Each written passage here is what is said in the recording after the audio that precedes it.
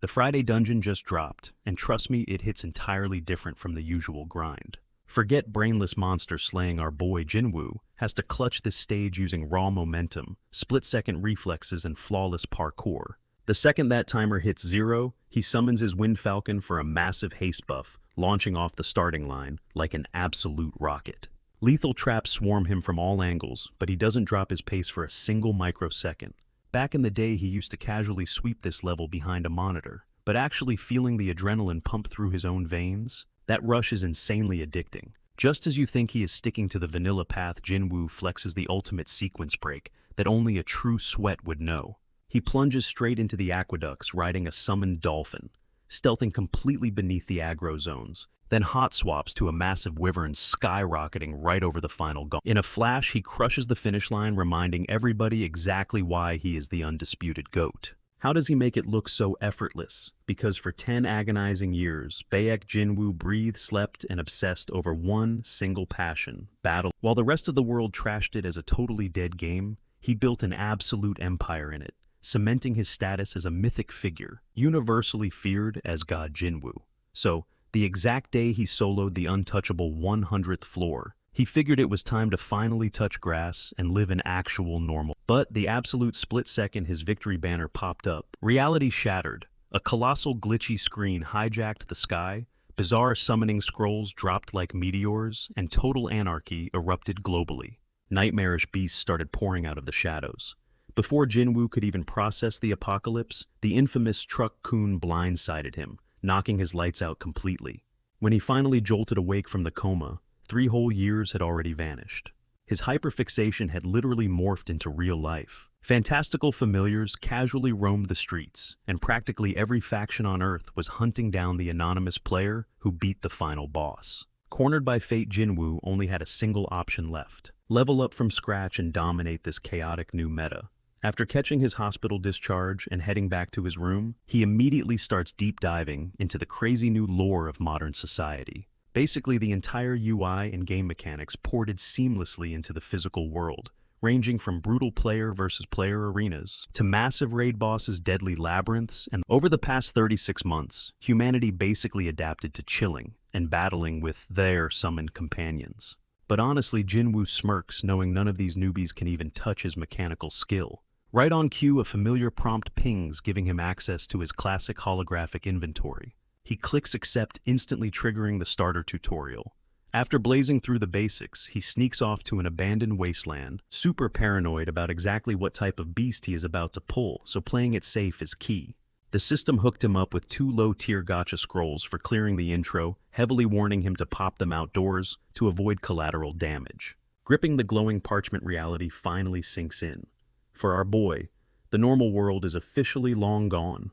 Now he is desperately praying to the RNG gods for a solid pull, because starting this nightmare with a trash-tier minion means absolute game over. His anxiety is spiking, since this specific game was infamous for having the most toxic, soul-crushing drop rates imaginable. We are talking a microscopic 1% chance for a D rank, 5% for an E rank, while the absolute garbage F rank hogs a massive 94%. Right before ripping the seal, Jinwoo is literally bargaining with the universe, manifesting any crumb of decent luck. At this point, he would genuinely settle for a mid-tier E rank, as long as it isn't completely useless in a fight. He shreds the parchment, holding his breath in suspense, when abruptly a blinding pillar of light nukes the concrete. A complex arcane rune etches itself into the dirt, and his brand new companion materializes. The smoke clears to reveal a literal wind fairy, rocking an impossible EX rank. Jinwoo's brain completely short-circuits, because in all his thousands of hours playing, he never even knew. The tiny spirit looks incredibly disoriented, blinking, until she spots our hero towering over her. She immediately panics, completely shocked that she was actually yanked into the physical realm. Meanwhile, Jinwoo is frozen, entirely mind-blown that his pixelated pet is straight-up speaking English. Snapping out of his daze, he cautiously asks if she is Ramba. Her eyes go wide, whispering that only a single soul in the universe ever called her that, the legendary god Jinwoo. The insane realization finally hits her. She is staring right into the eyes of her mythic master. She absolutely tackles Jinwoo with a desperate hug, crying about how much she missed him. It instantly clicks for Jinwoo. This is that exact E-rank fairy he pulled way back in the day. If you cheesed her hidden mechanics and slapped on the right runes, she literally morphed into a god-tier carry, cranking attack speed to the absolute moon. Since she never left his side during his hardcore grind, he had to give her a dope nickname, officially dubbing her Ramba. But then a dark memory hits him. The devs totally wiped her from the game during a Year 1 bug patch. Their excuse? They flagged her as some massive game-breaking exploit that ruined the balance. Jin Woo had completely lost his mind when they deleted her, especially since he wasted a whole year maxing her out. Scanning her stats now, he spots a crazy detail. She was stuck in quarantine. What the heck does that even mean? Tears streaming down her tiny face, Ramba explains how she was snatched up, dragged to some creepy void, and locked away with zero way out. Clutching his shirt with her tiny hands, she begs him, "Please, promise we will never leave each other's side again." When he demands to know who trapped her, he hits a wall. Her memories are hardcore firewalled. Just trying to picture their face triggers a blinding migraine, making it painfully obvious to Jin Woo that someone slapped a massive mental block on her to hide their identity. He pivots, asking her to just spill whatever tiny details she can scrape together. But her mind is a total blank. Being trapped is catching a slip in her wording. Jin Woo realizes she was not solo in there. He immediately asks if there are other glitched summons locked up in that exact same. She nods but admits she never actually met them, since everyone was tossed into solitary confinement. She estimates there were roughly 10 of them in total, and boom, the realization hits him like a truck.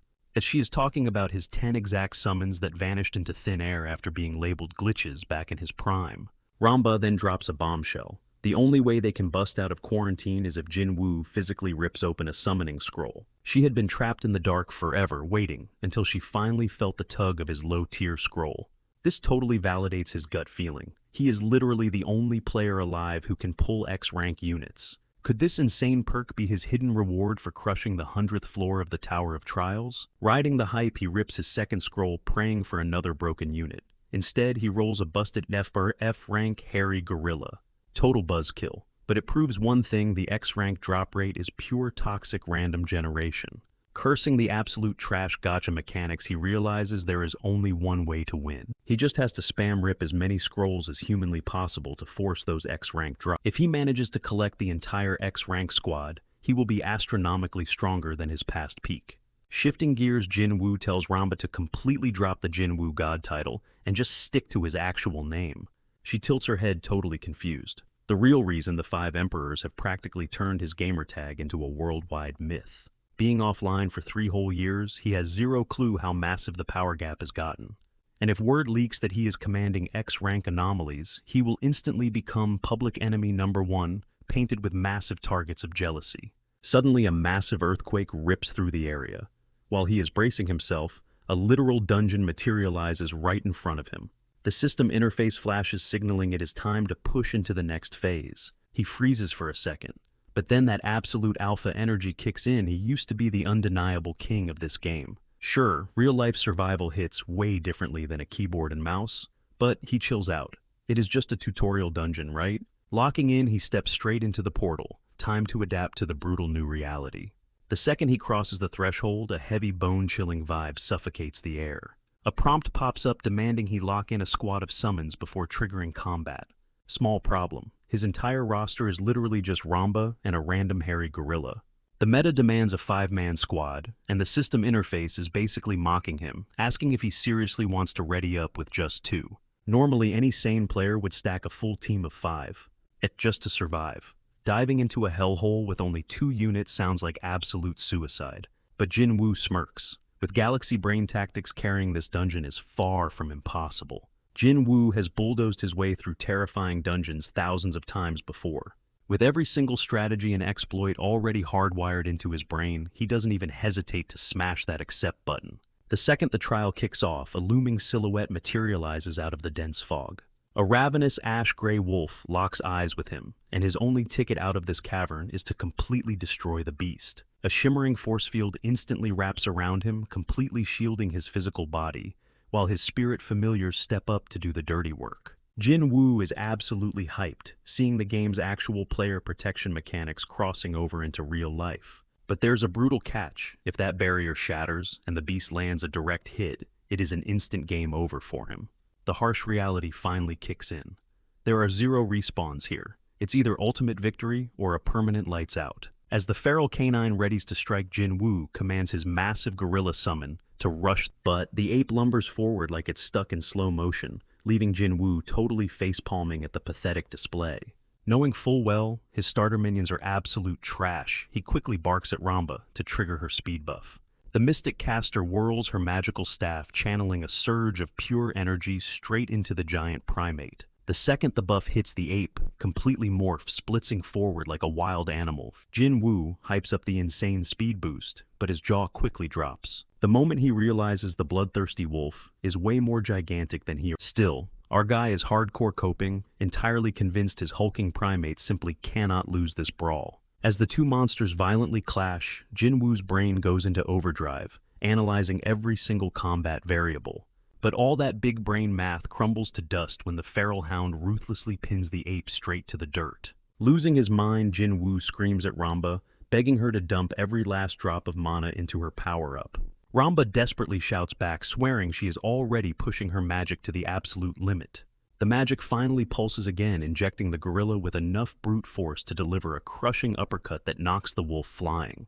The massive canine slams into the cavern floor, and Ramba instantly seizes the golden opening. She dumps her entire mana pool into maxing out the ape's agility and raw damage, letting the gorilla leap forward and unleash an absolute beatdown of rapid-fire punches. The brutal combo completely flattens the beast, and the victorious ape pounds its chest with a deafening roar. A glowing system alert flashes his dungeon clear, and Jinwoo lets out a massive sigh of relief, hyped to actually be breathing. Cut to Jinwoo's sister Jin casually securing a massive bag of cash over at the Hunter Association headquarters. Turns out, when the world flipped upside down 3 years ago, she snagged herself an insanely lucrative gig. She is now hustling as a rune farming player, raking in pure profit by auctioning rare skill stones to elite rookies. Following her brother's tragic accident, she awakened as a player, and by sheer dumb luck, scored an intermediate summoner's grimoire deep inside a raid. Opening that magic book instantly granted her a seriously overpowered C-rank familiar. Counting her lucky stars, she's been relying on her deadly C-rank shadow elf to grind non-stop and secure the bag. By relentlessly hoarding and flipping, right in the middle of her payout, her phone rings, flashing her brother's contact info. She immediately asks if he finally got discharged from the hospital. He confirms it, but admits he's actually calling for a totally different reason. He confesses that their old man accidentally spilled the secret about her hidden rune-selling business. Jin completely snaps at him, going off on him for making her sound like a shady merchant instead of a professional rune farmer. Desperate for a favor, Jinwoo swallows his pride and quickly corrects himself, praising her prestigious farming career. He casually asks for directions to the synthesis center, and she hits back saying it's obviously located down in the player zone. See, when the gaming mechanics merge with real-life humanity, desperately needed a safe hub to upgrade and manage their magical beasts. And that is exactly how the bustling high-tech player zones were born. These massive hubs are stacked with synthesis labs, gear enhancement shops, and practically everything else a hunter could ever need. Literally any upgrade or transaction a player dreams of goes down right at the base of the towering monolith. Later on, the siblings link up at a trendy coffee shop to talk business. Jin drops some serious lore on him, revealing that 2 massive skyscrapers literally transformed into brutal towers of trial the moment reality shattered. For Korea, those are the legendary Jamsil and Haeundae towers, though every nation's skyline got its own twisted landmarks. The ominous Tower of Trials only spawned in 2 specific hotspots. If he is hunting for player zones, those massive towers are the exact ground zero he needs to hit. Mid-chat, Jin straight up grills Jinwoo about his summon tiers, and playing it totally cool, he downplays his stats, claiming he only pulled absolute bottom barrel E and F ranks. Hearing this, Jin genuinely gasps, telling her older brother he actually lucked out for once. Chuckling awkwardly, Jinwoo just nods along, totally agreeing just to dodge any more invasive questions. Switching gears, he casually asks his sister to show him the ropes so he can speedrun adapting to this new world. Bribing her, Jinwoo promises to slide her some allowance cash later, leaving Jin completely shook by his sudden burst of generosity, especially since she is already raking in way more money than he ever does. Smirking, Jinwoo claps back, warning his sister not to underestimate the future. Claiming he is secretly on the grind to become the absolute greatest player, Jin ruthlessly roasts him, shutting down his wild delusions of ever matching the godlike power of the 5 emperors. She snaps him back to reality, reminding him those legends are absolute prodigies completely out of a normal person's league. Flashing a knowing smirk, Jin-woo brushes off her reality check and just tells her to lead the way, because he is itching to witness a real player zone firsthand. While trekking there, Ajin starts digging again, asking what exact creature he actually pulled. Keeping up the facade, Jin-woo casually claims he scored a basic wind fairy. Ajin tilts her head in pure confusion, totally blanking because she has never even heard of a wind fairy before. Hyped to see it, she begs him to pop the summon, throwing a total fit. Ajin yells at her brother for being such a stingy loser, reminding him they literally share DNA. Complaining that his magical pet is not going to break just from someone looking at it. Cornered Jin-woo finally caves, but demands she flex her own summon first. Smirking with pure ego, Ajin eagerly fires up her skill, warning him not to pass out from sheer jealousy when he sees it. Intrigued by her massive confidence, Jin-woo leans in curious to see what kind of legendary beast she is packing. The smoke clears, revealing a basic C-tier shadow elf. Watching it manifest, Jin-woo completely deadpans, overwhelmingly underwhelmed. Catching his utterly unimpressed glare, his sister totally snaps. She furiously defends her partner, claiming C-tier summons are essentially high-class royalty, meaning a low-level scrub like him has zero right to disrespect her precious elite fighter. Internally, Jin-woo is absolutely baffled that his sister actually considers this weakling a top-tier asset, because in his past life he literally farmed these exact elves just for cheap experience points back at the fusion lab. Testing the waters, Jin-woo asks if the shadow elf can talk, a question that earns him identical looks of pure disgust from both Ajin and the creature. Attempting to spark a conversation, Jin-woo throws out a greeting, looking like an absolute clown in the process. Rolling her eyes, Ajin lectures him like a child, stating bluntly that summons physically cannot speak. And this is when a massive realization suddenly hits him. Ramba's ability to actually chat is a freakishly rare glitch in the system. Double-checking, Jin-woo asks again, but Ajin firmly shuts him down, confirming summons are 100% mute. Jin-woo internally facepalms, realizing how completely foolish it was to assume every humanoid summon could hold a conversation just because Ramba does. Crossing her arms, Ajin demands he finally drop his own summon reveal, but Jin-woo immediately bails, promising to show it off later. Ajin absolutely loses it, flaming her brother for totally baiting her and breaking his word. But in Jin-woo's calculating mind, he knows dropping his literal god-tier monsters in a public street is a massive security risk. Moments later, they finally step into the player zone, leaving Jin-woo completely paralyzed with shock.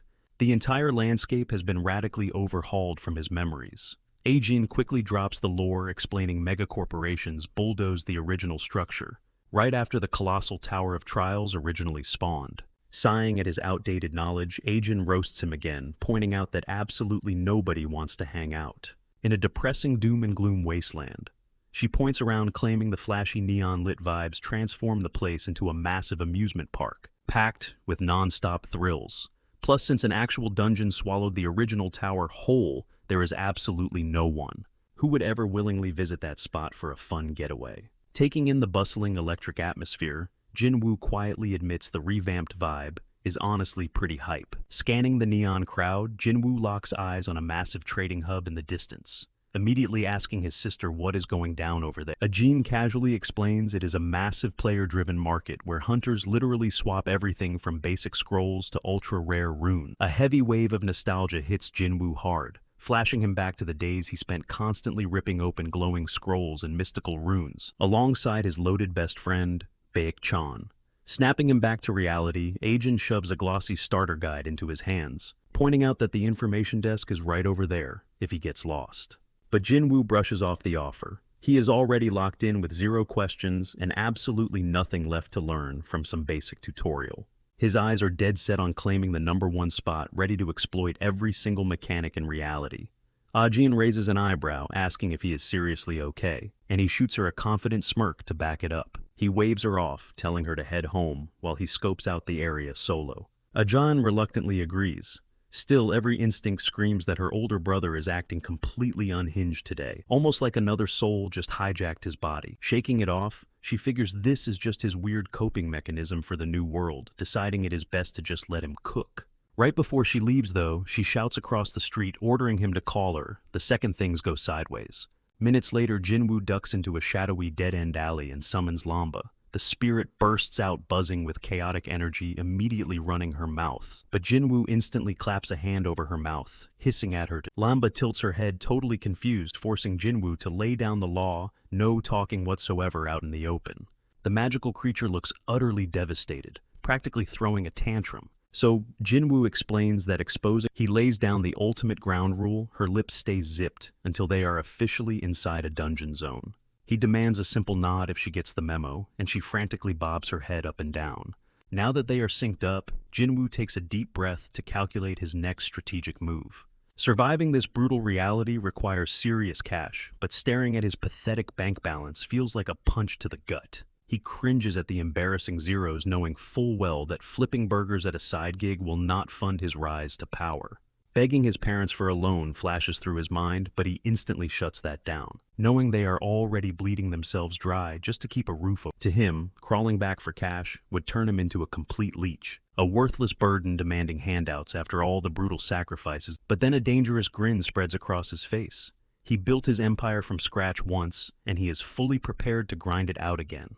Back in his prime, he dominated the leaderboards as an absolute legend. He conquered the hardest raids and hoarded elite gear without ever dropping a single dime on microtransactions. And if he could break the game's economy back, then he is dead set on doing it in real life. Out of nowhere, his phone buzzes. A massive deposit of 500,000 drops into his account, completely paralyzing him, considering he has not begged a single soul for a bailout. Heart pounding, he frantically checks the sender details, only to freeze when he sees his mom's name on the transfer. A massive lump forms in his throat.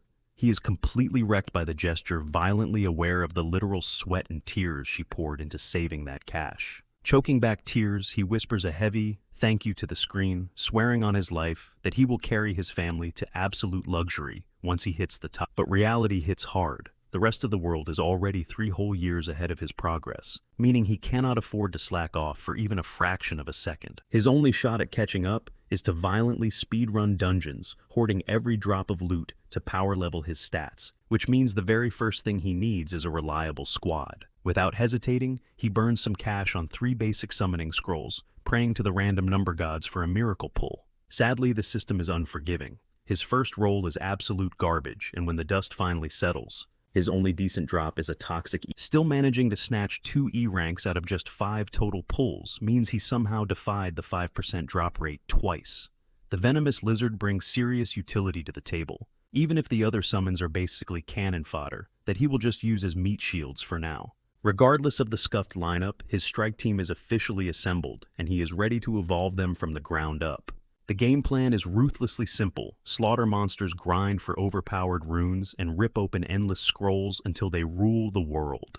Jinwoo's confidence is absolutely bulletproof right now. Why? Because he's grinded this exact scenario a million times before. He already knows the meta secure all 10 of the X-rank summons, and this entire world basically becomes a tutorial level. So, his main quest is officially locked in. Hunt down those X ranks before doing literally anything. Ready to grind, Jinwoo tries tracking down a dungeon the old school way, but reality hits hard. This isn't the game anymore. He pulls up the dungeon radar on his phone, and the results literally make his jaw drop.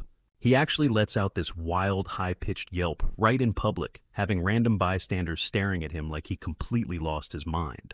The brutal truth: just owning a badass summon doesn't give you a VIP pass into a dungeon. Skimming through the official dungeon wiki, he realizes these portals just spawn totally at random, popping up wherever they feel like it. Sure, you can still gauge the threat level by the sheer aura leaking from the gate, but the laws of the game have entirely flipped. No matter if it's a scrub-tier dungeon, he is completely locked out unless he holds an official government-issued player ID. Jinwoo just slumps onto a bench, totally defeated. His RNG is genuinely absolute garbage. Like, what are the odds? The exact moment he finally gets his awakening, catching his depressed vibe, Ramba nudges him to cheer him up. He gives her a soft head pat, muttering a quick thanks for having his back. Suddenly his phone buzzes. It's his sister blowing him up to ask when he's dragging himself home because their mom is stressing out.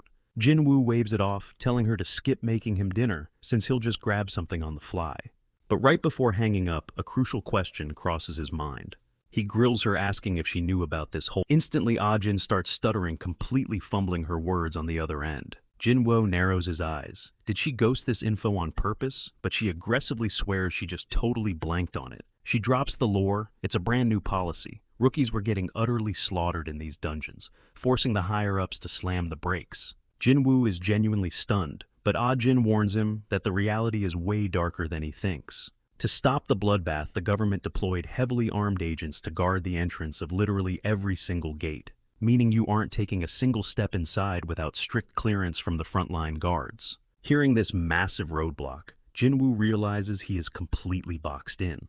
Recalling his earlier internet deep dive, he knows that just surviving the bureaucratic nightmare of registration is going to drain. He squints, wondering if this insane red tape is just a sneaky tactic to nerf the booming player population.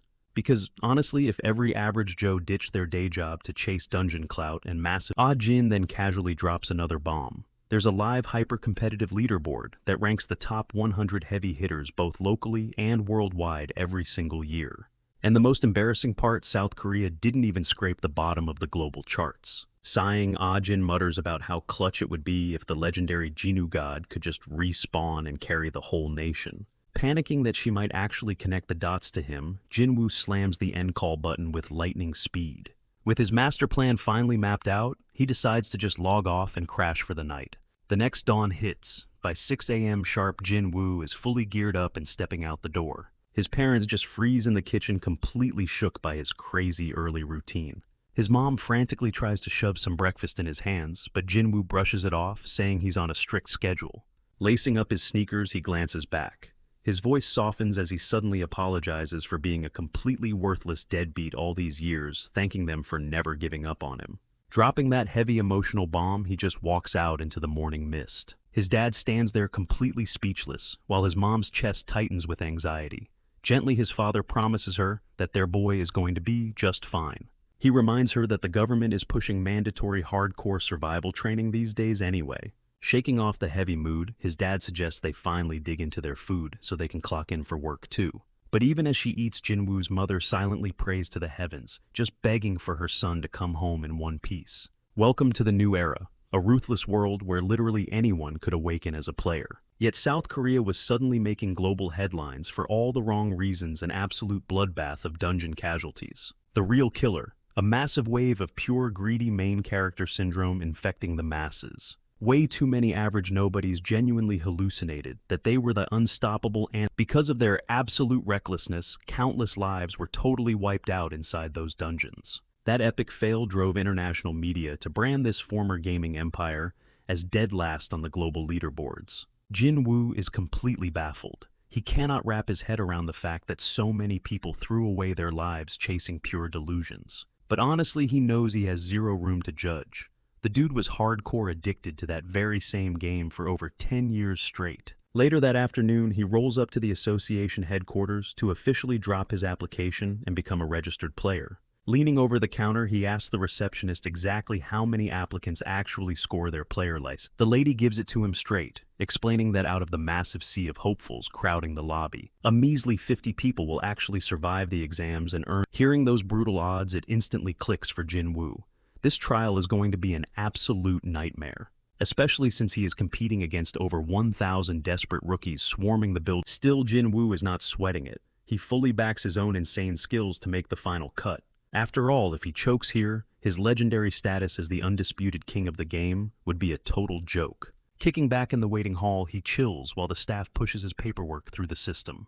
Meanwhile, a major heavy hitter named Park Chong-seok, an assemblyman who doubles as a qualification judge, is hanging out in the exact same room.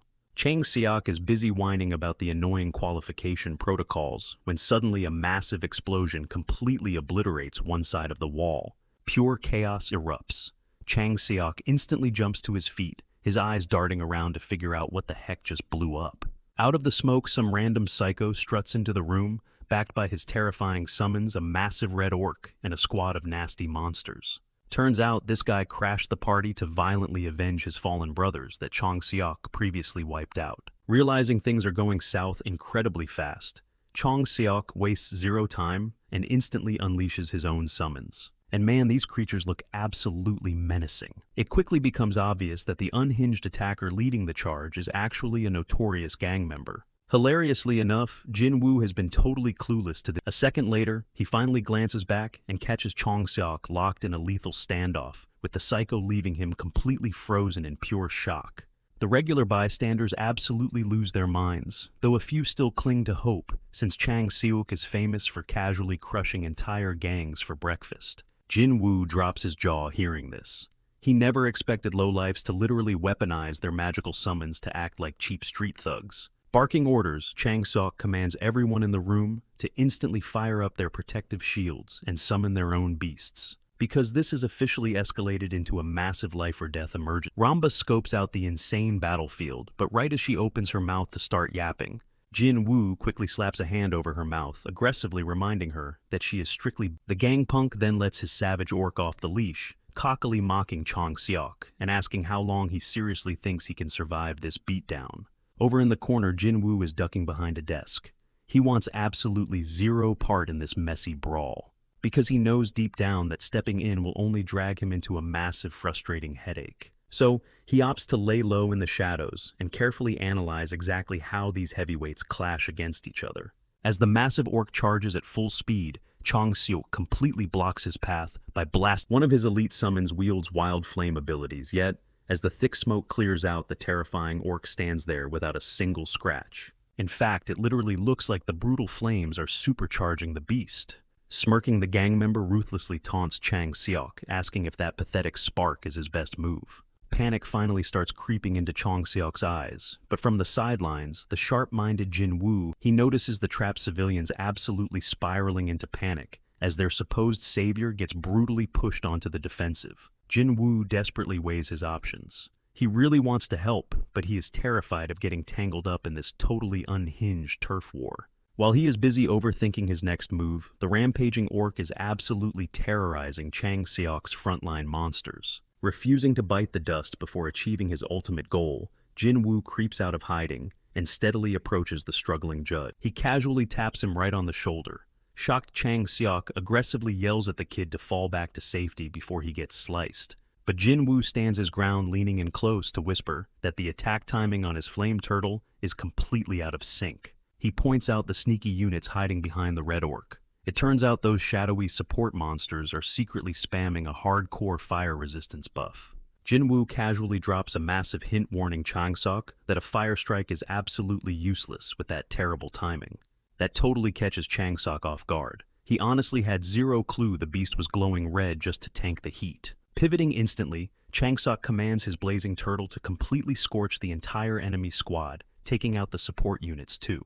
The massive gamble pays off, completely vaporizing the brute right alongside the rest of the monster crew. The thug literally starts losing his mind, totally stunned that Chang Seok saw right through his. In the blink of an eye, his entire monster army vanishes in smoke, and his defensive barrier shatters into a million pieces. Knowing he is totally cooked, the guy drops to his knees, pleading, crying out that he will surrender to the authorities.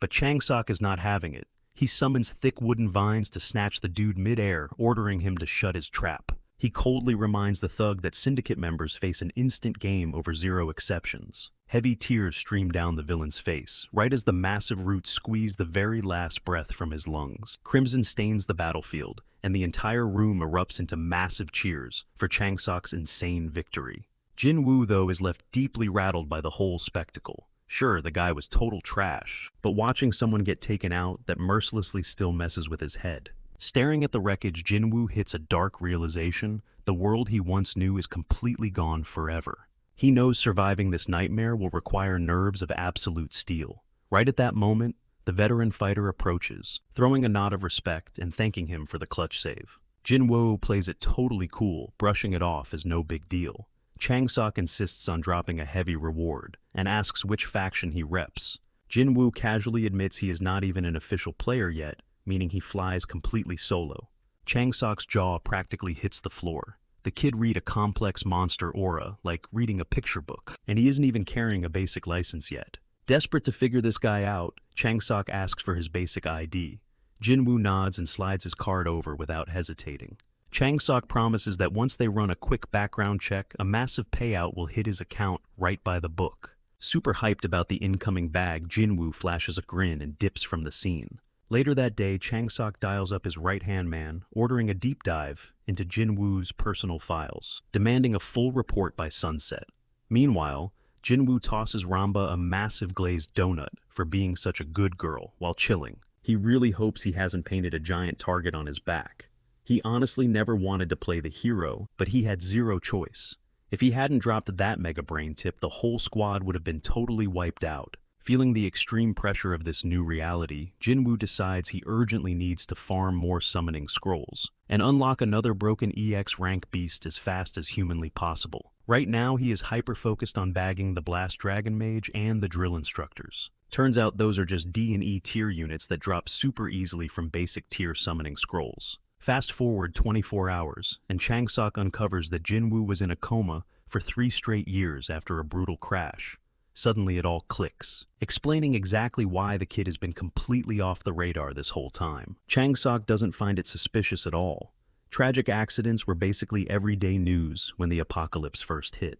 But then Changsok gets slapped with an even crazier detail. Jinwoo literally slapped his name down for the draft, the exact millisecond he walked out of the hospital doors. Flipping frantically through the paperwork, Changsok realizes his intel guy was not capping at all. His brain practically short-circuits from the sheer hype, completely forgetting he is standing right in the middle of a public street. Without a second thought, Changsok locks himself in to be the head examiner for this month's trials. Seeing a guy wake up from a coma and instantly dive into a death game proves Jinwoo has an insane survival instinct. Changsok is vibrating with excitement, fully convinced he just stumbled across an absolute once-in-a-generation prodigy. Flash forward to exam day. Jinwoo rolls up to the testing arena, finding it absolutely packed with rookies, just like his original sign-up day. Staring down the massive crowd, Jinwoo knows he has to completely steamroll every single one of these tryouts to secure his badge. Still, he does not sweat it for a single second. This whole test is literal baby mode, and absolutely nobody understands the meta better than him. The sirens blare to kick off the event, but Jinwoo completely freezes, totally blindsided, when he spots Changsok staring him down from the judge's panel. Shortly after, Changsok flexes his authority as the evaluating judge, pulling Jinwoo aside for a one-on-one sit-down. Jinwoo is absolutely floored. Finding out this guy is actually a top-tier official was the absolute last. Changsok just smirks playfully, dropping a hint that maybe the universe just tied their strings together. Leaning back, the judge casually asks for his raw review. Why? Because the entire lecture felt like a boring recap of basic mechanics he had mastered ages ago. Honestly, the instructors were literally teaching a combat meta that Jinwoo had invented single-handedly. He plays it cool, giving a polite, "It was all right," while secretly boiling inside over the massive waste of time. Shifting gears, Changsok reveals the real reason for the VIP meeting. It is finally time to discuss that payout he promised back then. But before they talk business, the judge locks eyes with him. He has a burning question. He leans in, asking if Jinwoo happens to belong to the exclusive group known as Gamers. Jinwoo tilts his head, totally lost. Changsok quickly breaks it down. Gamers are the rare veterans who grinded the game way before the apocalypse dropped. Even if they just logged in for a hot minute, they officially claim that heavy title. To put it into perspective, 70% of Korea's elite rankers hail from that exact player base. The puzzle pieces click into place for Jinwoo. It makes total sense a random newbie would never know the complex mechanics behind summon buffs. Playing it safe, Jinwoo admits he dabbled in it a little, making Changsok visibly light up at his own spot-on intuition. The judge immediately presses for details, demanding to know his total playtime. Jinwoo freezes for a split second. He knows full well that the original game was an absolute dumpster fire with a non-existent player base. Dropping the fact that he grinded for 10 straight years would instantly expose his secret identity as the legendary god Jinwoo. So, he aggressively nerfs his story bar, casually claiming he stuck around for just about a year. Yet surprisingly, Changsok's jaw practically hits the floor. Sweat drops down Jinwoo's face as he wonders if he just played himself, while the judge hypes him up like crazy for surviving a full 12 months in that glitchy mess. Jinwoo tries to brush it off as nothing special, but Changsok is completely fanboying right now. He points out that even the most hardcore Korean rankers rage quit before hitting the 6-month mark, making Jinwoo's 1-year streak an insane flex. Snapping back to professional mode, Changsok clears his throat and lays out 2 massive reward paths on the table. The choice is entirely in Jinwoo's hands. Option 1, a total VIP bypass. The judge will pull strings to fast-track his official player registration instantly. Plus, he gets a guaranteed cushy desk job straight at the main headquarters. Chang Seok pitches this corporate dream like it is the ultimate jackpot, completely missing Jinwoo's deadpan, unbothered stare. Option 2. A direct payout of 5 million won. Honestly, to Jinwoo, both choices are incredibly mid. But Chang Seok is sitting there grinning, totally convinced he just offered. He is fully expecting Jinwoo to snatch up the VIP fast pass, but the protagonist hits him with a massive curveball. Show me the cash. Chang Seok physically recoils his brain, short-circuiting at the sheer audacity. Panicking, the judge warns him that the standard registration grind takes ages, but Jinwoo coldly replies that he actually prefers the scenic route. Pushing his chair back, Jinwoo stands tall, making it crystal clear that he does not need anyone holding his hand through the paperwork. And as for that shiny headquarters gig, yeah, that is a hard pass. In his mind, playing corporate dress-up is an absolute joke when he has bigger fish to fry. He is on a strict timer to hunt down his overpowered East's rank summons. Desk jobs just do not fit into his ultimate grind set. Ditching the stunned judge, our boy heads straight to the arena for his hands-on practical exam. The testing proctor gives him the rundown: just survive and conquer the daily dungeon to secure his license. Today's menu features the brutal Tuesday gate. The catch: it is a speedrun challenge, meaning he has to blitz through the mobs in record time. Out of nowhere, Chang Seok shows up in the viewing gallery. He is still reeling from the rejection and needs to see this crazy rookie in action. Plus, it finally clicked in his brain: this kid's knowledge of runes and summoning mechanics is literally god tier.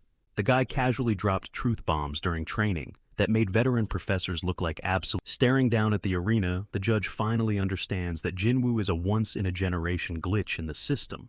Gnawing on his thumbnail, Chang Seok gets hit with massive regret, sweating over whether he should have tossed way more perks into that contract. The proctor wraps up the debrief, giving the green light. Without a second thought, Jinwoo steps through the portal, his loyal summons marching right behind him into the shadows. A slick system prompt flashes before his eyes. His mission is to completely wipe out a massive slime infestation crawling through the zone. Jinwoo doesn't waste a single second. He calls out Ramba, giving her that classic you-know-the-drill look, and with a confident smirk, she signals she is totally ready to go crazy. Instantly, Ramba juices up the gorilla, supercharging its attack power and agility. Turns out this Tuesday dungeon is an absolute labyrinth designed to scramble your brain. Normally, players are expected to grind through the waves of gooey mobs just to reach the final room. Honestly, it's a massive noob trap where rookies just wander around in endless circles. But Jinwoo, he is way past the rookie phase. He completely ignores those sluggish jelly blobs, knowing exactly how to game the system. He has totally bulldozed this exact run so many times in his past life that he could literally clear it blindfolded. Cutting straight through the maze, he marches right into the darkest depths, instantly coming face to face with the final boss, an absolutely massive towering king slime. With a single flick of his wrist, Jinwoo sends his gorilla straight at the colossal beast. The massive ape explodes forward like a rocket, slamming both heavy fists down and utterly pulverizing the king slime into a puddle of absolute nothingness. Watching from the back lines like a super proud dad, Jinwoo just smiles. This is exactly why Ramba is top tier. Her insane attack buff is literally game-breaking, turning even a weak garbage tier F rank into an absolute raid boss. He just stands there chilling as his gorilla mercilessly beats the boss monster into a literal puddle of blue water. A sneaky thought crosses his mind. Imagine how insanely busted it would be if boom! The boss is wiped and a glowing system notification pops up, hyping him up for absolutely rolling the final target. The screen shows a clear time of exactly 5 minutes. But Jinwoo just sighs, totally underwhelmed. Back in his prime, this exact run barely took him 60 seconds. But then the system drops an absolute bombshell. He just casually shattered the entire South Korean speedrun record. And that insane flex instantly triggers a hidden ultra-rare achievement. The system showers him with epic loot, dropping 3 premium summoning scrolls straight into his inventory. On top of that sweet payout, he also scores 2 low-tier enhancement materials. Jinwoo literally flinches, his jaw dropping. He just smashed a national milestone that he had zero clue even mattered.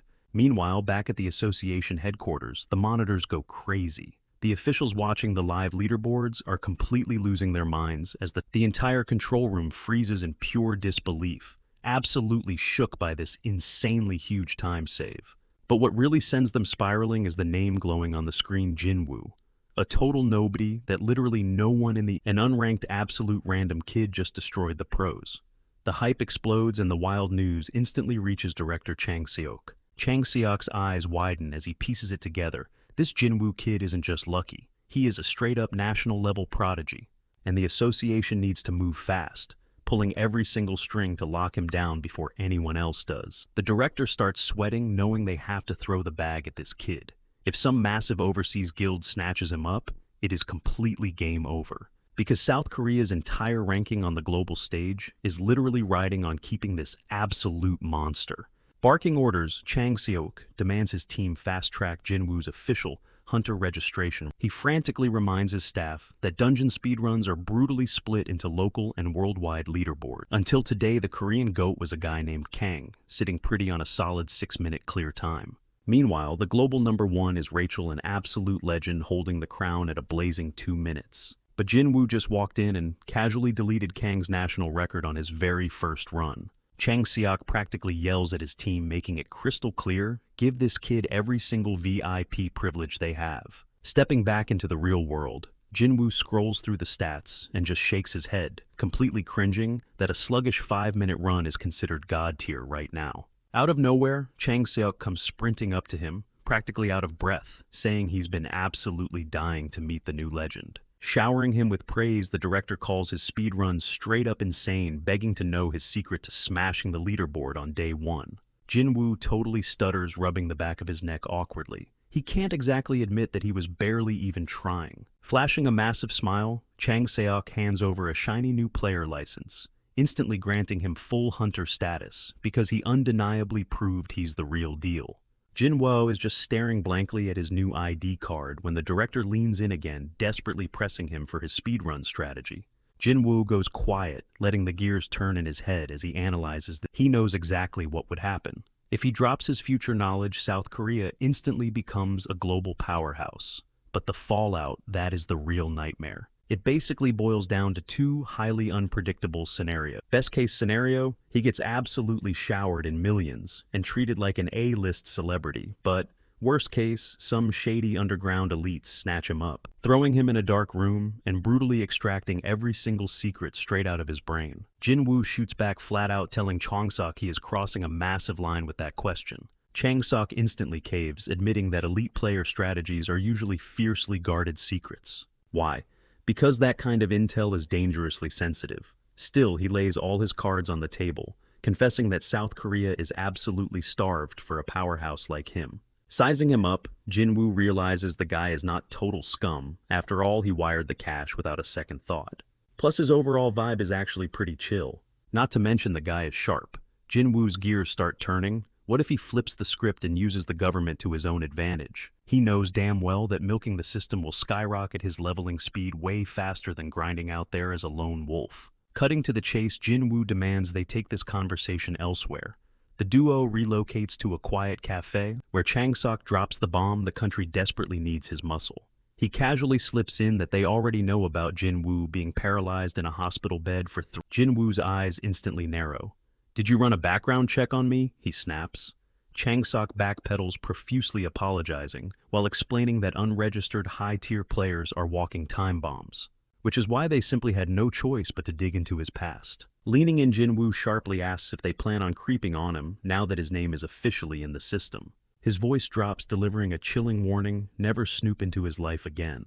Chang Seok eagerly nods, internally sweating over how unfazed and dominant Jinwoo remains. Normally, anyone else would be shaking in their boots, but this proves Jinwoo knows exactly how overpowered he truly is. Flipping the script, Jinwoo demands to know what is in it for Chang Seok. The official smoothly replies that he simply wants an alliance. Not buying the PR talk, Jinwoo pushes for the real motive, prompting Chang Seok to spill the details about his shaky political standing at the Bureau. It all boils down to votes. More backing equals ultimate control. Instantly, Jinwoo pegs him as just another power-hungry politician climbing the ladder. Chang Seok promises to throw the entire weight of his authority behind Jinwoo, but Jinwoo just stares back, completely unimpressed by the empty promises. Deciding to play the game, Jinwoo lays down his own terms. He declares that since his license is fresh, he is going to spend the next month aggressively. If the results hit the mark, their little partnership survives. But if the progress is trash, He vows to refund every single dime or pay it all back with top-tier intel of the Chang Sok instantly clocks that Jinwoo is basically turning him into a glorified errand boy for a month, but he honestly could not care less. He locks in the deal fully aware that latching onto a monster like Jinwoo is the ultimate jackpot. With the contract sealed, Jinwoo issues one final non-negotiable rule.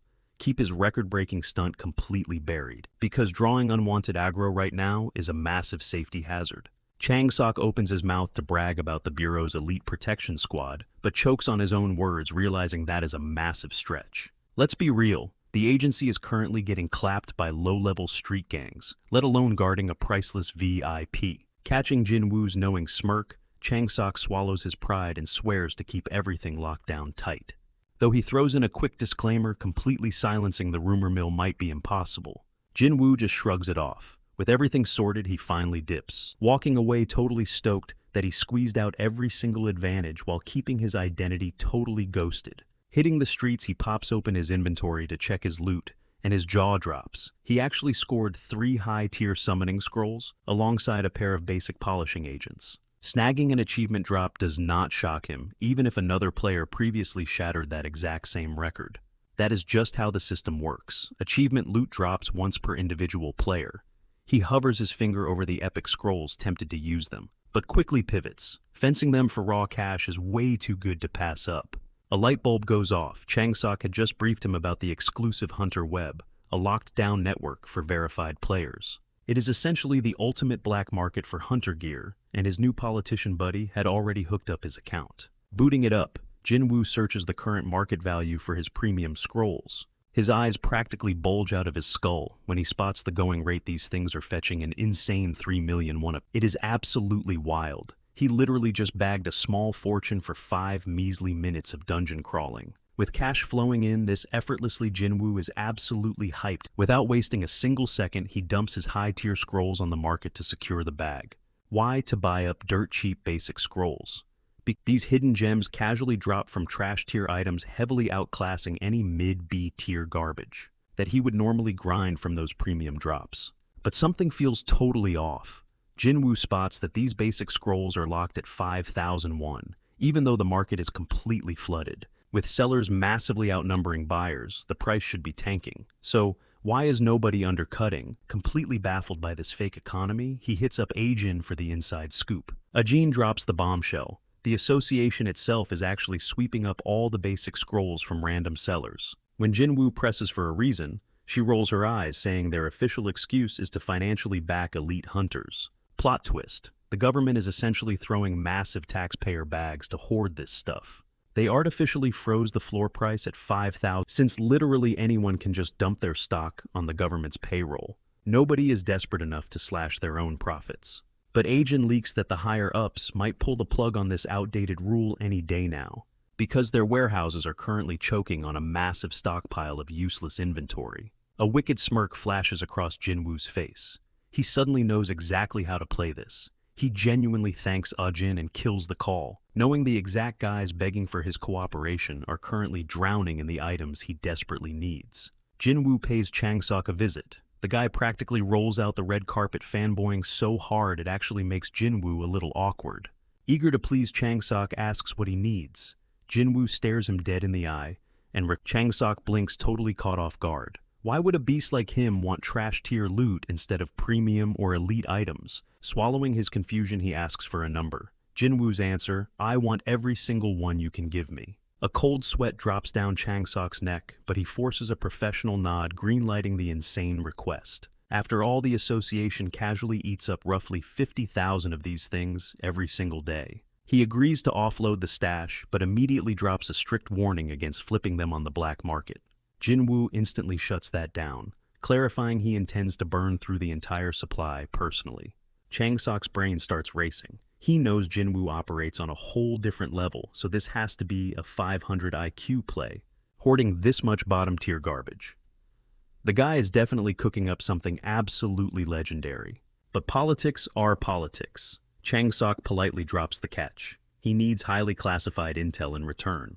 He defends the request, reminding Jinwoo that he is technically a public servant bound by the book. Handing out massive national resources without a rock-solid justification could instantly torpedo his career. Trading the junk inventory for top-tier strategy creates a perfect win-win, completely covering his own back. Honestly, Jinwoo fully expected the guy to lock the loot behind a paywall. It doesn't faze him at all. If anything, it just proves his personal knowledge is worth a ridiculous fortune. Sealing the deal, Jinwoo finally leaks the ultimate glitch, the massive bounty tied to breaking clear times. He reveals that crushing a national record instantly drops 3 premium scrolls per dungeon. Here is the broken part. The system doesn't lock. Anyone who shaves a fraction of a second off the new record triggers the exact same drop. Meaning, if an entire squad milks the timer like a synchronized relay race, they can literally farm infinite maximum loot.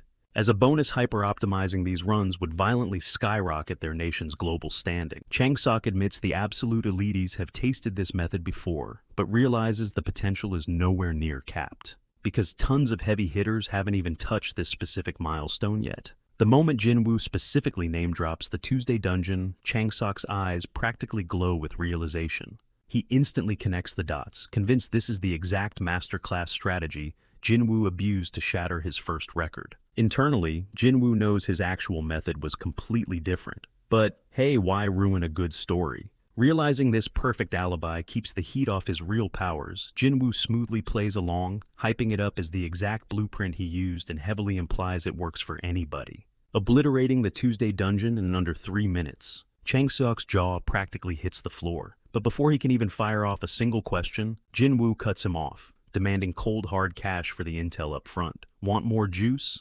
That'll cost an extra 50 high-tier summoning scrolls. Changseok's soul straight up leaves his body. Why?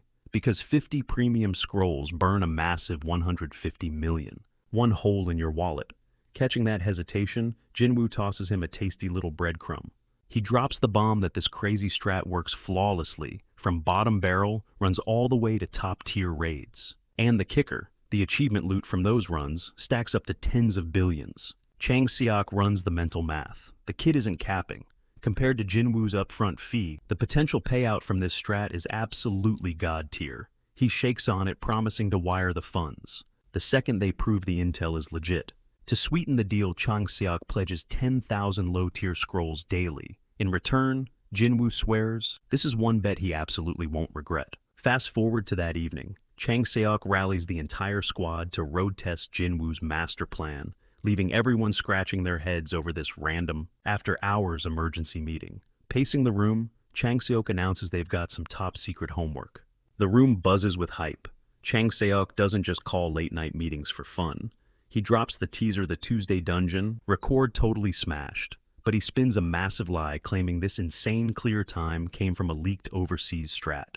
He acts like he used Jinwoo as a guinea pig and struck gold, and now he needs the veterans to run it back. It's a slick cover story. Changseok is just playing gatekeeper to protect Jinwoo's identity exactly like he promised. The clueless crew eats it right up.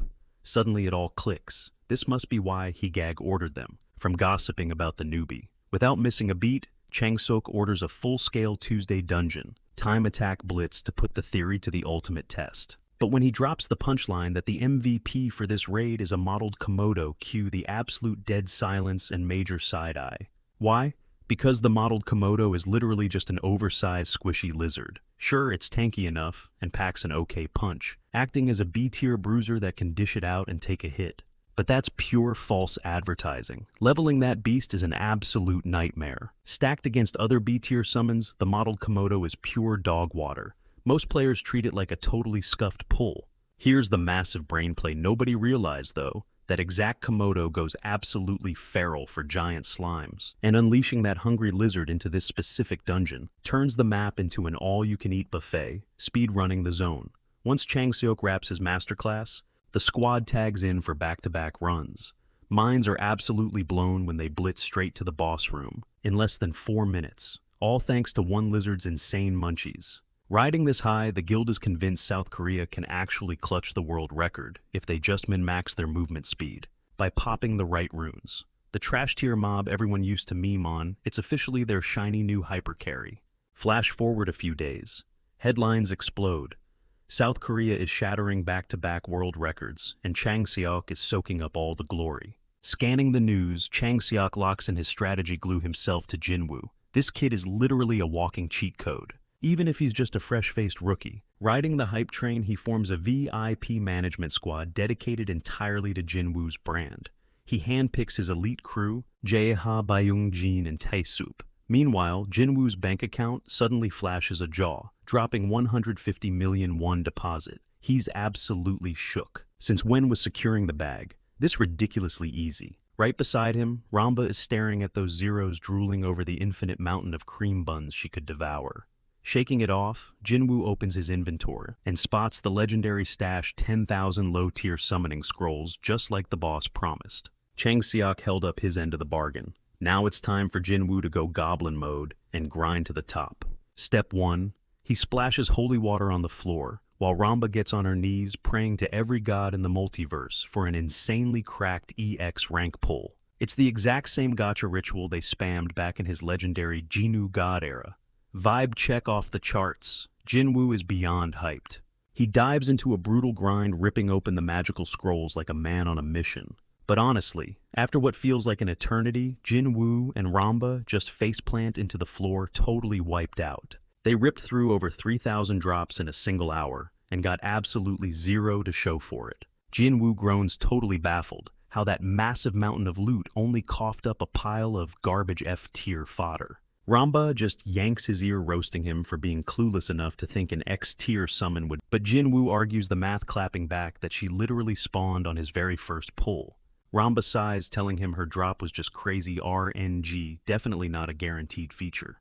She breaks it down, popping 10,000 or even 100,000 low-tier scrolls. Jinwoo tilts his head, totally lost, demanding to know what she is talking about. Realizing her master knows absolutely nothing about the game's gacha mechanics, Ramba decides it is time for a proper lecture. She explains the server limits basic monsters spawn in massive swarms. Like a global player base of 8 billion could easily pull around 800 million horned caterpillars. Ramba drops the real lore. While normal mobs are a dime, a dozen X-tier beings are classed as completely unique, meaning they are literal one-of-one drops.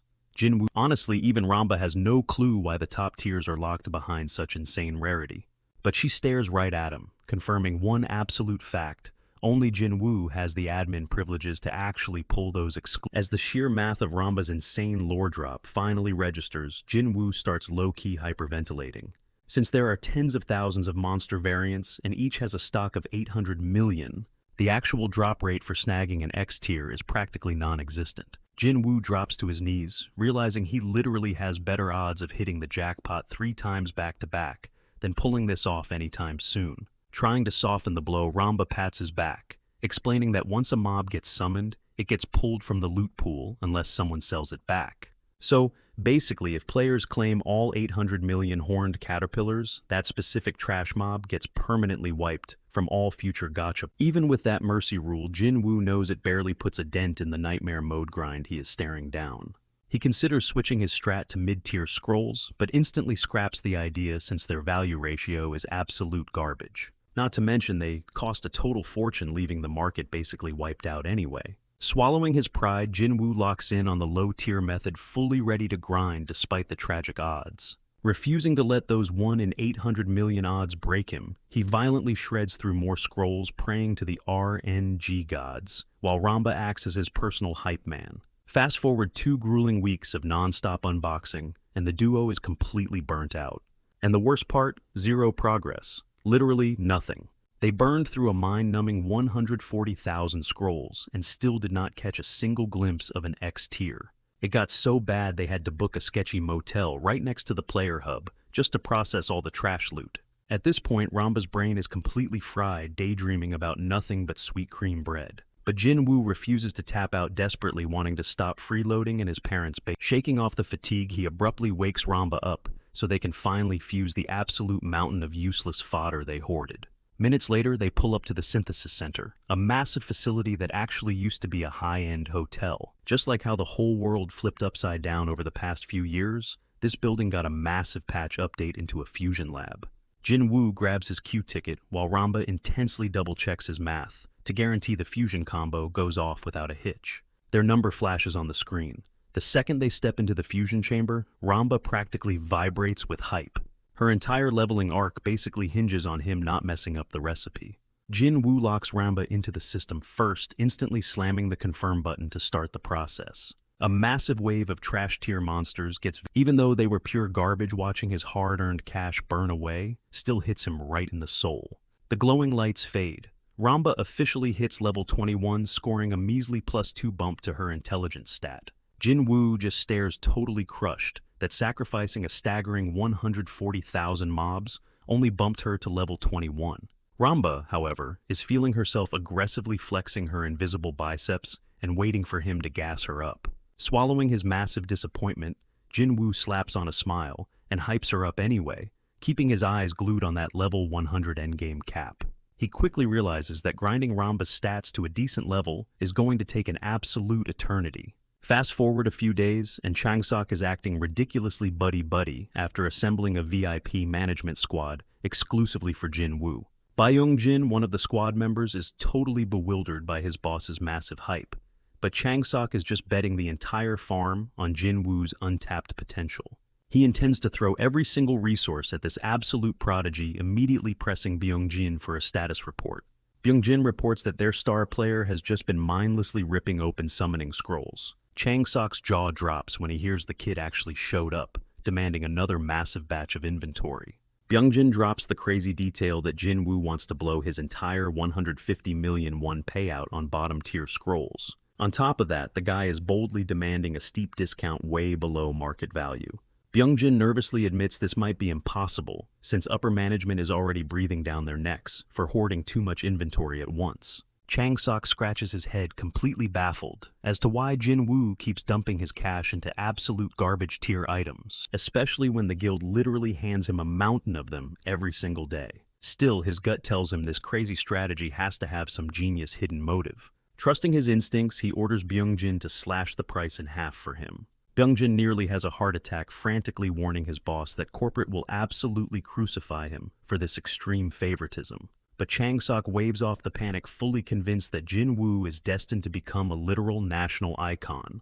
The guy is practically vibrating with excitement, already daydreaming about the massive clout he will score when the country worships his protege. He pictures the glorious headlines revealing how much he sacrificed just to nurture a living legend. Fueled by these delusions of grandeur, Changsok locks in his decision and barks at Byung-jin to just follow. He does, however, demand total radio silence, ordering him to keep it strictly between themselves and the core crew, which includes a girl named Jia and another dude named Taeseop. Cut back to Jin Woo and Ramba, who are absolutely shredding through summoning scrolls like they are nothing but junk mail.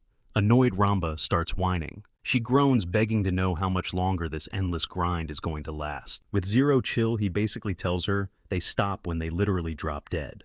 Right on cue, Jia strolls into the room, and a panicking Ramba slaps both hands over her own mouth to hide the massive secret that she is a talking summon. Jia smoothly introduces herself, revealing she was sent to handle his massive bulk order of scrolls. Jin Woo immediately asks if they greenlit his crazy discount, but instead of a straight answer, Jia starts totally beating around the bush. She tries playing it cool, but Jin Woo instantly reads through the corporate speak. She is desperately trying to guilt-trip him into seeing how much heavy lifting her team did, just to pull off this insane favor for him. Finally ending her massive monologue, Jia proudly declares they are slashing the price entirely in half. She flexes this news, acting like she just handed him the Holy Grail on a silver platter. Honestly, Jin Woo is genuinely floored by the massive price cut, but Jia is not done dropping absolute bombshells. She casually tosses in that they are throwing him a bonus operating budget of 100 million won. The crazy revelation leaves Jin Woo completely speechless as Jia leans in, swearing him to absolute secrecy. She makes it crystal clear that this insane VIP treatment is basically a heavy and Jin Woo instantly seals his lips, promising total silence and assuring her he completely gets the massive strings they pulled for him. The second she walks out, Jin Woo takes a breath, deeply touched by how hard Changsok is backing his play.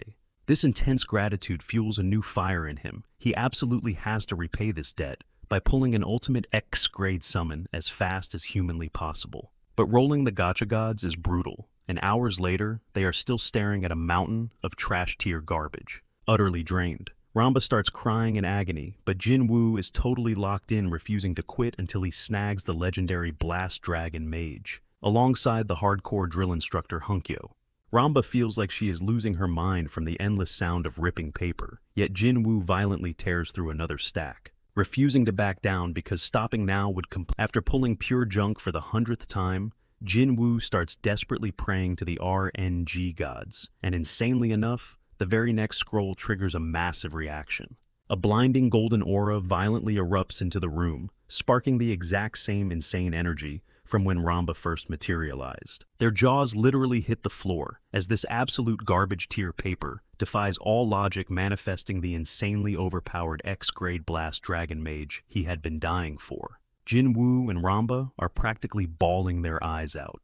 The relentless grind has finally paid off, and they immediately burst into a massive celebration. But a sudden light bulb goes off in Jinwoo's head. He absolutely cannot let this insane RNG blessing go. Pushing his luck right now could literally guarantee another god tier drop. He hypes Ramba up, screaming that they have to keep pulling while the gacha gods are watching. Ramba just tilts her head, completely lost. So Jinwoo frantically breaks down the golden rule of hitting a massive jackpot streak. Desperate to milk this momentum, he aggressively rips open another scroll, and boom, the universe answers. Out steps Hunkyo, the hardcore drill instructor, literally the exact X-tier powerhouse Jinwoo had been begging the heavens for. Ramba's jaw practically hits the floor. Okay, maybe this crazy gacha theory is actually legit. Jinwoo basically collapses in pure ecstasy. Staring at his legendary duo, he knows all his blood, sweat, and tears were completely worth it. Blinking away the disorientation of being benched in the system's void for ages, the muscle-bound Hunkyo immediately demands to know. Historically, Hunkyo was a completely trashed bottom-of-the-barrel E-rank pull with absolutely zero combat potential. But Jinwoo knows his hidden cheat code. The dude is a psychotic gym rat. His passive abilities literally force everyone around him to level up through pure grueling work. Plus, his overpowering aura completely dominates any other unit in the room. Sure, these traits are garbage if he's fighting solo, but the man has infinite stamina. And the kicker, once he unlocks the elite instructor perk, he can completely shatter the level caps of the entire squad, turbocharging their EXP gains. He essentially turns squishy newbies into absolute raid bosses. This exact strategy is exactly how Jinwoo dominated the leaderboards in his past. While Jinwoo is salivating over his future overpowered squad, Ramba is quietly panicking. There is no way she's letting this guy turn her. As soon as Jinwoo steps up to welcome the brutal coach, Hunkyo's eyes lock onto him, instantly recognizing the legendary Jinwoo god. After all, it was Jinwoo who originally christened him with that very name. The second it registers that he is staring at his glorious former master, the massive man drops straight to his knees. He passionately declares that he never thought he'd see this day again. Not after. Jinwoo just beams at him like a ridiculously proud dad. His twin prodigies are flawlessly exactly the same as he built them. Suddenly, Blast Dragon timidly chimes in, asking if he is really the almighty Jinwoo god. Jinwoo freezes, totally caught off guard, because this is literally the first time he's ever heard her speak. On paper, Blast Dragon is just a flunked-out human wizard who sucked at magic. But realistically, there's a cataclysmic ancient dragon sealed away inside her chest, turning her into a completely broken nuclear-level pyromancer. Her signature move is the Blast Dragon Wave, which unleashes a massive draconic inferno. Honestly, the move is mid at best on its own, but the second it gets buffed by Hunkyo's harsh training, she unlocks a terrifying new passive called Predation. This Predation buff infinitely stacks her base damage every single time she tags a boss-tier monster. Because literally only Hunkyo holds the key to triggering this awakening, Jinwoo was historically the lone gamer who ever figured out how to completely max out her true firepower. Realizing her master is actually standing right in front of her, Blast Dragon is hyped beyond belief. She gets super emotional, pouring her heart out about how incredibly lonely she felt. Jinwoo instantly replies that the feeling is mutual, though to be fair, he's practically wiping spit off his chin, clearly missing her for some ridiculously sus and overpowered reasons. Snapping back to reality, Jinwoo strictly lays down the ground rules. They can only chat in private, and they absolutely must drop the Jinwoo God title in public. The duo immediately nod in sync. Since it's already pitch black outside, Jinwoo calls it a night and heads back to his place to finally crash. The second his head hits the pillow, he completely blacks out. Meanwhile, his newly assembled squad holds a secret midnight huddle. Being veteran war buddies, Hunkyo and Blast Dragon comfortably swap old stories, before the tiny dragon mage sweetly breaks the ice with the nervous Ramba. Trying to look tough, Ramba puffs out her chest, reminding the massive instructor that they used to run together before splitting up a month into the game. She blatantly tries to flex her veteran status, acting all high and mighty, since she was summoned way before him. Yeah, Hunkyo shuts that down real quick. Shooting her an absolutely menacing glare, he growls that they are pitifully weak. So, her fake hierarchy means absolutely nothing. Both girls start violently shaking under his terrifying aura, cracking his massive knuckles. He barks that they are going to go through pure hell if they ever want to be useful assets to their glorious master. The hardcore coach decrees that sleep is for the weak. They are grinding through the night. He sharply snaps at Blast Dragon, demanding she enter deep meditation to forcibly sync with her mana core. With a fiery intensity, he vows to forcibly awaken her monstrous predation skill before the sun. Blast Dragon snaps a crisp nod like a seasoned vet, but the moment Hungyo locks eyes with Lamba, the tiny fairy shrinks into a corner, absolutely trembling with pure terror. Hungyo lays down the law, ordering her to grind out some serious strength training with him to crank up her swinging speed. Lamba immediately whines, arguing that fairies are meant to be magical, not jacked meatheads. But Hungyo instantly shuts her down, hitting her right in the guilt trip by asking if she desperately tries to backtrack, but he completely talks over her, shoving a massive frying pan into her hands and demanding she start swinging. And when the guy orders her to rip through 5,000 reps, Lamba looks ready to literally combust. She screams for Jinwoo to save her, but Hungyo just casually hauls her away like a literal trash bag, all while their master snores away in a dead sleep. Cutting back to the player headquarters, Jia drops a massive bombshell on Chong Seok, revealing their access to low-tier summoning scrolls has been completely cut off. The lockdown comes straight from an official director's mandate, a sudden move that leaves Chong Seok totally blind. He paces around trying to figure out why the big boss is suddenly obsessing over such a microscopic detail. The bad news keeps coming, as Jia reveals the director is now demanding a hyper-detailed paper trail, proving exactly where all their confiscated scrolls went. A cold sweat instantly breaks out across Chong Seok's face. Jia connects the dots, pointing out that his political arch-nemesis, Assemblyman Chang Seok, visibly grits his teeth, absolutely sick of Hisu sabotaging his every single move. Jia assures him the fake report is ready to go, but hits him with the grim reality that they have zero loot left to pay Jinwoo. Full-blown panic mode sets in for Chong Seok, especially since the delivery deadline is creeping up fast. Suddenly, his phone buzzes with a text from Jinwoo, and a massive grin stretches across his face.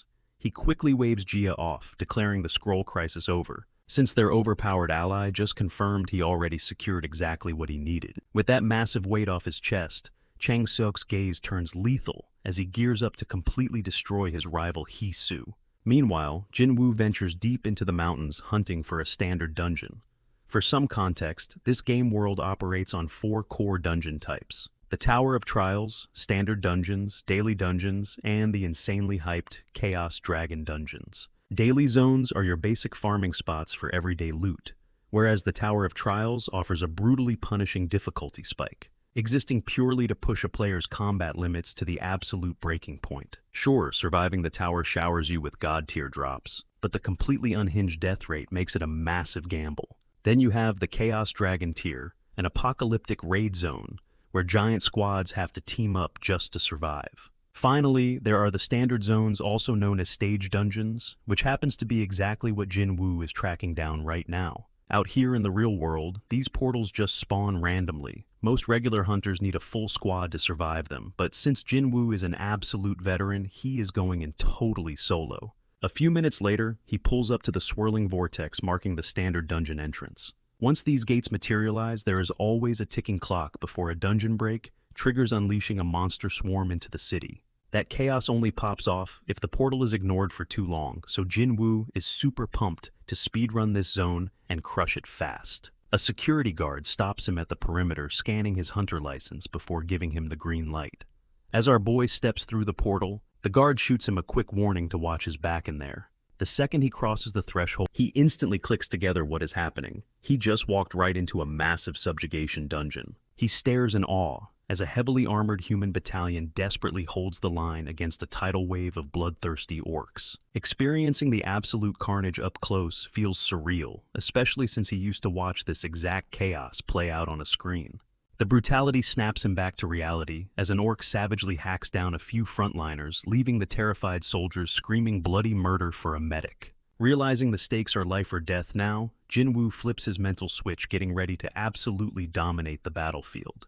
Without missing a beat, he pops a protective barrier and unleashes his personal army, hyping them up for pure slaughter. Alongside his core trio of Lamba Hungyo and Blast Dragon, he also materializes a D-grade Golden Fairy and a D-grade Mini Kong, a badass little beast he secured by sacrificing his original gorilla summon. Jinwoo knows his meta inside and out, stating the Golden Fairy is the ultimate D-tier healer, while Mini Kong is an absolute brick wall of a tank. He barks out orders like a pro-general commanding Lamba to hit Hungyo with an attack speed buff, while Blast Dragon rains down heavy cover fire from the backline. Finally, he points Mini Kong straight at the hulking orc boss, declaring that this war is already over. Taking down that massive orc boss lurking in the back is the ultimate cheat code for completely bulldozing. Mini Kong executes Jinwoo's command flawlessly. He drops dead center in front of the behemoth, and instantly the beast unleashes a savage assault. But Mini Kong tanks the crushing blow like it is absolutely nothing, right on cue. In the blink of an eye, Hongkyo shreds through an entire mob of greenskins. Watching this bloodbath, Jinwoo is left totally speechless. The warrior is fighting way more viciously than his pixelated game version. Jinwoo realizes this insane power spike must be tied to his ultra-rare EX grade summon tag. Honestly, Jinwoo is completely hyped. His boy is putting in the heavy work and shattering every single expectation. At this rate, steamrolling this entire raid is going to be a total walk in the park. As the rest of the squad flawlessly executes their tactical roles, the Golden Fairy channels a constant stream of healing magic to keep Mini Kong in the fight. Our guy is locked in an earth-shattering toe-to-toe slugfest against the... Off to the side, the battered soldiers finally catch their breath. Watching this absolute powerhouse carry the team totally reignites their hope for survival. But of course, while everyone else is sweating bullets, Ramba is out here treating the literal war zone like her personal playground. She is literally dancing through flying blades. Jinwoo spots her goofing off and immediately snaps at her to quit trolling and lock in.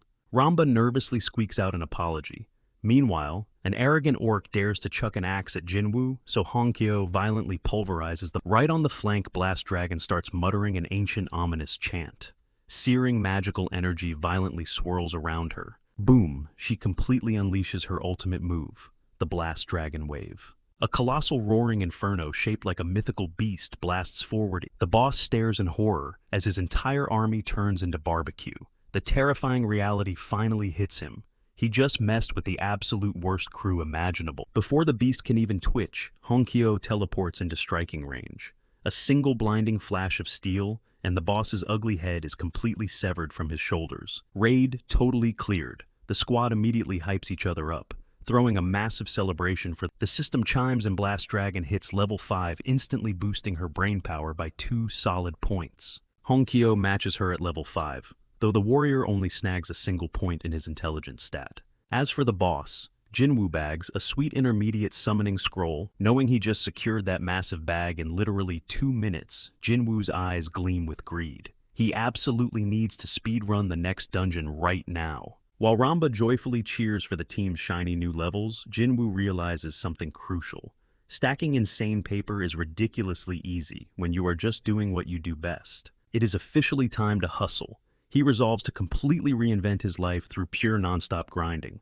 Meanwhile, cutting back to the guild headquarters, Chang Sok is sweating literal bullets, brutally agonizing. Jia completely chews him out for making such a reckless gamble, wondering where he even found the nerve to suggest something so insanely risky. Chung Sok instantly throws up his hands in defense, swearing that Hisu provoked him first, and he just snapped. Flashback to just a few minutes prior, he marched into that boardroom absolutely dead set on settling the score with his rival.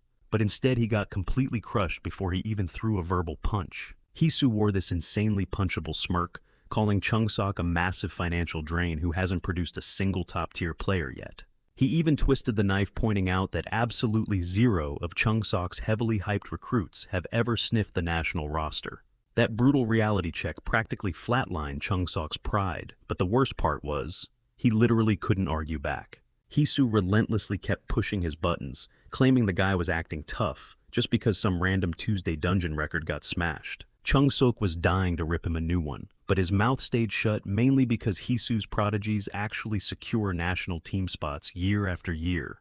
The dude might be an absolute menace, but Chung-sok knows deep down that Hisu's track record backs up his toxic ego. Still, Chung-sok was completely sick of being treated like absolute garbage, so he blindly fired back, swearing he would personally groom a superstar for the national squad.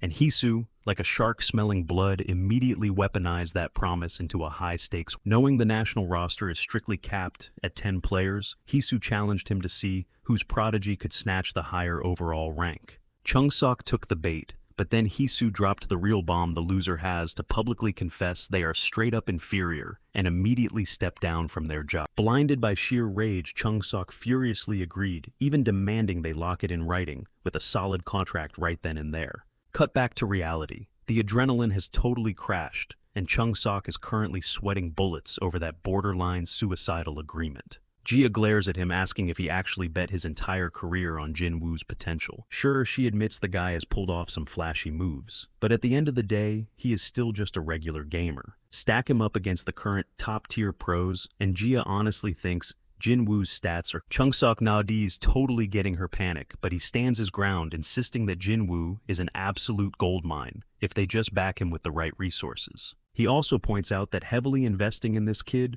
could grant them some insanely valuable insider intel. But Jia crosses her arms, deeply convinced her boss is just wearing rose-colored glasses and hyping up a nobody. Out of nowhere, Taesok literally kicks the door open, screaming at the top of his lungs and making them both jump out of their skin. Chung-sok had previously ordered him to hunt down the mystery player speedrunning dozens of dungeons, and the results were finally in. Taesok practically hyperventilates as he drops the bomb. That absolute unit of a mystery clearer, it is Jinwoo. In an instant, Jia's jaw hits the floor, completely shattering her skeptical attitude and turning her into a hardcore believer. Her mind is completely blown, trying to comprehend how a rookie who signed up barely a month ago is suddenly blitzing through multiple D-grade dungeons in under 5 minutes. Chung-sok's face instantly lights up like a Christmas tree. His crazy gamble actually paid off, and he immediately flexes on Jia, reminding her that he is literally a genius, and confirming once and for all that betting his entire career on Jinwoo was the ultimate power move.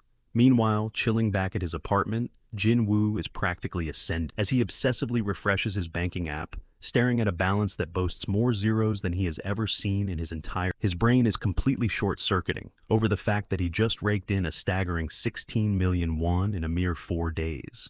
Within that insane grind session, his squad literally wiped out 160 D-grade dungeons. And all this insane cash flow is purely from flipping those intermediate summoning scrolls he looted during the bloodbath. Jinwoo aggressively fist pumps the air, celebrating his massive payday, conveniently ignoring the fact that his summons like Ramba were the ones actually shedding blood in the trenches. He firmly declares that this chaotic new reality was basically custom-built for him, turning thousands of hours of wasting his life gaming into the ultimate cheat code. Getting down to business, he strategically funnels his newfound wealth into separate accounts, designating the first one entirely for the crew's survival. The second gets locked away as a massive safety net for his family, while the third is strictly his personal treasure chest. He vows to stash a guaranteed 10 million won every single month into that personal fund, purely to finance his wildest, most luxurious desires. It is absolutely mind-bending for him to realize he just skyrocketed from being a broke jobless nobody to casually raking in 10 million won. Like a true gaming tactician, he also sets up a dedicated vault, specifically for upgrading his monstrous crew.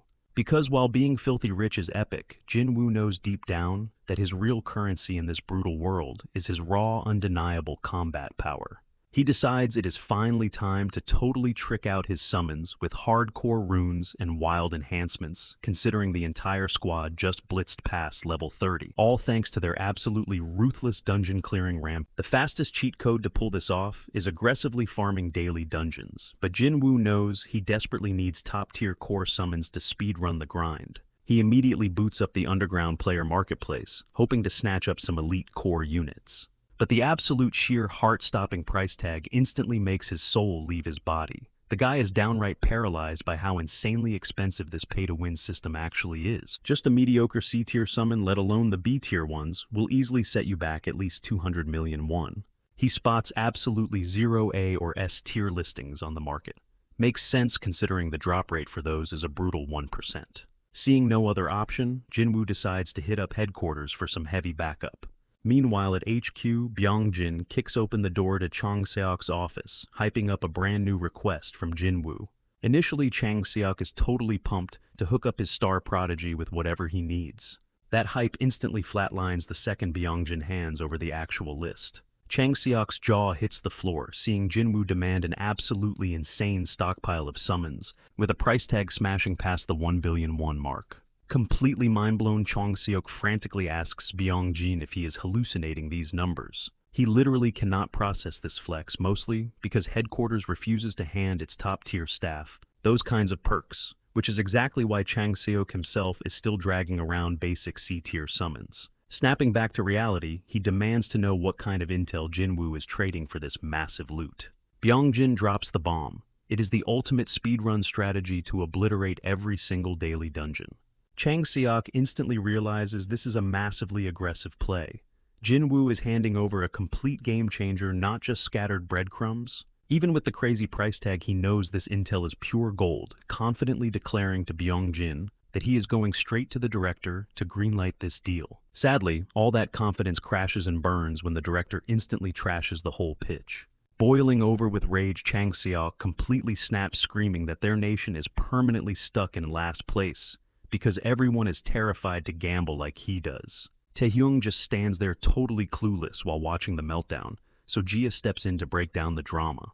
Honestly, Jia is not shocked. The pitch got shot down. Jinwoo's wish list was way too extreme. Still, she low-key wishes more higher-ups shared Chang Seok's fierce drive. Taehyung asks what exactly the boss said, and Chang Seok groans that the director is demanding hard proof that Jinwoo can actually wipe out those dungeons. Here's the catch though.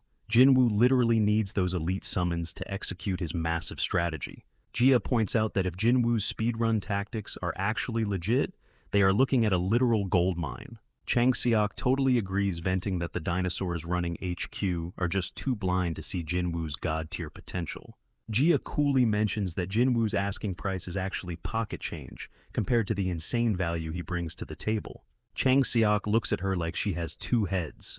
Dropping over 1 billion won is definitely not spare change. Out of nowhere, Jia casually volunteers to bankroll the entire thing herself, leaving the guys completely speechless. That is when it finally clicks for Chang Seok that Jia's family tree is definitely not your average middle-class setup. Turns out she is the fourth granddaughter of the Daeseong Group, literally the biggest mega corporation in all of South Korea. Basically, she won the genetic lottery backed by limitless wealth and the most elite education money could ever buy. But she ditched her corporate inheritance because she was way more obsessed with backing high-level players. And right now, her absolute favorite obsession is Jinwoo, a rookie who somehow possesses impossible endgame knowledge. The sheer audacity he has to actively negotiate with the government makes him even more fascinating to her. All these massive flexes spark a wild idea in Jia's mind. She is going to build an exclusive one-man talent agency. Specifically for Jinwoo, she plans to dump her cash into his growth and rake in a fortune from his exclusive intel. This rogue agency would cut ties with headquarters, entirely running on its own hardcore rules. When Chang Seok nervously double-checks if she is really willing to burn that much cash, Jia just blinks. She gently reminds him that her bank account is basically infinite making. Chang Seok feel like an absolute clown for questioning a chaebol heiress about something so painfully trivial. Flexing her crazy wealth, Jia brushes off the cost, but insists on a face-to-face with Jinwoo before locking in the deal. The very next day, Jia invites Jinwoo out to an absurdly high-end restaurant, getting showered with 5-star treatment the second he steps inside. Jinwoo assumes headquarters is just rolling out the red carpet to win him over. When Jia texted him earlier about finalizing his massive request, he was genuinely caught off guard, having zero clue about who was actually pulling the strings. It was wild how fast they jumped on intel he considered absolute trash. Still a knot twists in his gut. Going toe-to-toe with Jia at the negotiating table is no joke. But hey, her VIP status just got Jinwoo a seat at a spot that makes a 5-star resort look like a drive-thru. The white glove treatment at the door definitely gave him major imposter syndrome. But honestly, the luxury flex felt incredible, good enough to make him want to drop a few more exclusive leaks. The second Jinwoo locks eyes with Jia across the table, the aura in the room shifts. He had done his homework on her, and the background check practically made his soul leave his body. Insane visuals, a billionaire bloodline, and god-tier stats. She was a literal walking cheat code. Even though she totally crushed the player headquarters exams and claimed the #1 spot, Jin Woo never expected a third-generation mega heiress to be stuck pushing papers in a... Jaya smoothly thanks him for showing up, but Jin Woo raises an eyebrow. She is flying totally solo. She cuts right to the chase. Tonight's agenda is strictly between them, completely off the grid from headquarters. Right as they dig into their ridiculously overpriced plates, Jia drops the bomb. Headquarters is officially pulling the plug. They might ghost him on any future. Classic Jia. She immediately plays the guilt trip card, spinning a massive story about how much they bent over backwards for his sake. But Jin Woo's mental firewall is way too strong to fall for those fake tears. Not a single muscle twitches on his face. He eats the rejection like an absolute boss. Zero panic on his end. He knows he can literally solo grind his way to the top of the leaderboards without them. The real losers here headquarters, because his premium intel pipeline is now officially shut down. Just when he thinks the conversation is over, Jia slides a massive curveball across the... She wants to launch an exclusive talent agency built completely around him. The gears in Jin Woo's head instantly start turning. Let us be real. Ditching headquarters and their annoying red tape to team up with a ruthless, cash-hungry giant like Dae Song, that sounds like a massive upgrade. He knows exactly what his worth is. He can make it rain cash for them as long as they fuel his grind. His demands. A whale willing to buy up his intel at premium prices backed by an infinite loot pool of resources. Catching his silence, Jia goes full boss mode, flexing all the insane perks she brings to the table. Dae Song Group will roll out the red carpet. Elite management and zero budget caps. Jin Woo is low-key shook. Yeah, locking in with her is a total no-brainer. At the end of the day, cold hard cash never lies. He immediately flips the switch, heavily gassing her up. And Jia, she totally eats up every single drop of hype. With both of their minds perfectly synced, she dives straight into the nitty-gritty details of her master plan. She locks in a face-to-face for tomorrow. Out of nowhere, she tells him to go claim the summons he asked for. Jin Woo freezes. Wait, the ink is not even dry on the contract yet. Smirking, Jia casually mentions she prepped them regardless of his answer. She tells him to just take it as a welcome present. Jin Woo is absolutely floored. Imagine casually dropping over 1 billion won on a gift without even blinking. That trust fund baby energy is truly wild. Fast forward to the next morning. Ah Jin is on a complete mission, hunting down Jin Woo after he practically ghosted her. Word on the street is that he bagged his own crib and she is done. Right at that exact moment, Jia glides past. Ah Jin stops dead in her tracks, completely starstruck. Squinting at clicks. This gorgeous girl is definitely an A-lister she has stalked on Instagram. Ah, Jin's brain literally buffers like a bad Wi-Fi connection, desperately digging through her memory. A few seconds later, her jaw completely hits the floor. The billionaire heiress's identity finally clicks. Meanwhile, Jin Woo is sweating it out in a hardcore workout. Nearby Hunkyo is barking orders at the summons dead set on forging them into an absolute dream team. Suddenly, his ears twitch at the sound of footsteps. With a sharp hand gesture, he orders the entire crew to zip their lips. Jia steps onto the scene, bringing the intense training to a halt. She throws a smirk, impressed that he has been grinding since sunrise. Her eyes carefully sweep over his summons. They are playing the part, perfectly standing frozen like mindless statues. But wait, her gaze narrows. A few of these intimidating figures playing it completely cool. Jin Woo brushes it off. He calls them his main squad, promising a proper introduction down the road. He frantically waves them off, gesturing for them to take their sparring session somewhere else. The second the coast is clear, Jia drops the promised loot, sending it straight to Jin Woo through a system trade prompt. The familiar interface hits Jin Woo with massive nostalgia, as it works exactly like the classic player-to-player trading from his gaming days. Back in the game, you could barter swap epic gear and totally haggle over prices until both sides locked in a deal. But there was a brutal catch. If you successfully sealed a deal, but tried to pull a fast one, the system would ruthlessly hunt you down and basically permanently delete you. Jin Woo scans the glowing digital inventory Jia just transferred and is absolutely floored. She actually managed to track down every single rare summon on his wish list. He instantly smashes the accept button, thanking her for the insane haul, but Jia just casually brushes it off like it is pocket change. Wasting zero time, she slides a sleek contract across the table, ready to hammer out the exact details of their partnership. Jie reveals the name of their brand new agency Eubac, a total boss move combining both of their family names. Then she pitches a wild equity split. She hands Jinwoo a massive 70% chunk, keeps 25% for herself, and tosses the remaining 5% to Chang-Su. She explains that Chang-Su is going to hold down the fort at HQ, working as their inside man for ongoing support, while Tae-Soo and Byung-jin are getting poached directly into their startup agency. Jinwoo tilts his head in pure confusion, wondering how she pulled that off, since Taeyoung and Byung-jin are already locked into corporate contracts. Jia smirks. Turns out those guys slammed their resignation letters down with huge smiles the second she offered to triple their paychecks. Even with the dream team assembled, Jinwoo pumps the brakes. Taking a whopping 70% of the pie just feels like total highway robbery against Jia. But Jia looks him dead in the eye, totally unshaken. She is completely locking in this offer, fully planning to squeeze every drop of potential out of her 25% stake. Plus, fighting over voting rights is basically pointless when the entire agency revolves around one absolute star. For Jia, handing over that massive cut was never about the money. It was about forging rock-solid trust between them, the ultimate cheat code in the business world. Realizing she is dead serious, Jinwoo finally caves and slaps his signature on the dotted line, lighting up her face with a victorious smile. And just like that, the epic partnership is officially forged, setting the stage for some absolute magic. Out of nowhere, Hongkyo picks up a weird rustling sound and instantly dives straight into the nearby bushes. Seconds later, he marches back out, literally dragging Ajin and her shadow, summoned by the ankles, like a pair of completely busted trespassers. Jinwoo feels his jaw hit the floor. He stares at his little sister loudly, demanding to know what on earth she was doing camping in the shrubs. But Ajin is too busy trying to reboot her brain, completely shell-shocked by Hongkyo dropping a full ninja-style ambush. Once Jia finally drives off, Jinwoo switches into full interrogation mode, grilling Ajin about why she was creeping around the perimeter.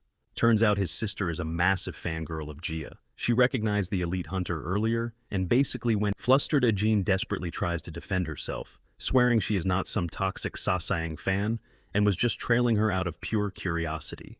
But Jinwoo hits her with a harsh reality check, pointing out that hiding in bushes is basically textbook stalker behavior. He crosses his arms, asking why she had to go all covert ops instead of just walking up and saying hi like a normal person. Realizing Ajin is completely dodging the question, he subtly triggers a system truth debuff on her, forcing her to spill the tea. Completely unable to resist the magic making her blab, Ajin confesses that she was absolutely spying to dig up his hidden secrets. Then her eyes light up as she practically tackles him, aggressively demanding to know how her totally average brother is suddenly besties with a top tier. She hits him with a rapid-fire barrage of literally 1,000 questions, barely stopping to inhale, leaving Jinwoo completely suffocated. It hits her that, before leaving, Jia actually smiled and said hi to her, making Ajin feel like she had officially peaked in life. Jia did not stick around for a chat though, opting to do a proper meet and greet with his entire family later down the line. Especially since the new contract officially allows his family to be ignoring personal space, Ajin relentlessly pesters her brother, begging for the absolute truth about his secret meetings with the idol. She even squeezes out a few shiny crocodile tears, turning the utterly exhausted Jinwoo throws his hands up in defeat and finally spills casually dropping the massive bombshell that he used to be a legendary top-tier gamer. He breaks down his insane dungeon, clear time shattering world records left and right, and explains exactly how he bumped into Jia back at HQ. Ajin suddenly brings up that Jia had mentioned his hardcore gaming addiction and sharply asks if the game was actually Battle of the Summoners. However, Jinwoo hard shuts that down in a heartbeat, smoothly lying that he grinded a totally different RPG. He feeds his sister a fake story claiming he only played Battle of the Summoners for like one single year, absolutely terrified of outing himself. Even so, Ajin is absolutely mind-blown, struggling to wrap her head around how he survived grinding a total dumpster fire of a game for an entire year. She playfully shoves his shoulder, beaming with pride, as she jokes that his hardcore gaming addiction actually secured the bag. Jinwoo desperately wants to spill the whole truth, but he bites his tongue, knowing that dropping heavy lore on her could paint a massive target on her back. While he was trapped in a coma for 3 agonizing years, his family bled themselves dry just to keep him breathing. So there is zero chance he's going to drag his bloodline into this absolute mess. Flexing his real identity takes a back seat.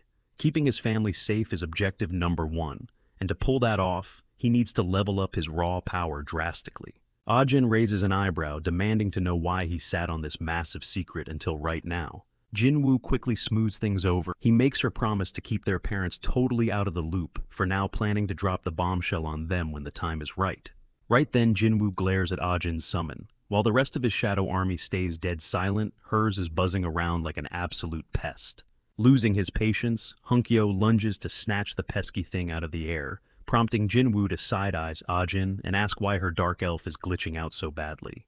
He drops some pro advice she needs to hunt down a shadow wolf and sync it with her elf, because without that combo, her dark elf is destined to stay totally useless. Ajin's jaw drops. A shadow wolf. She hasn't even heard a whisper about a creature like that existing. Jinwoo casually mentions it's a B-rank beast, leaving Ajin spiraling. How in the world is a scrub like her supposed? She whips out her phone to check the marketplace and practically chokes on air when she sees the insanely inflated price tag.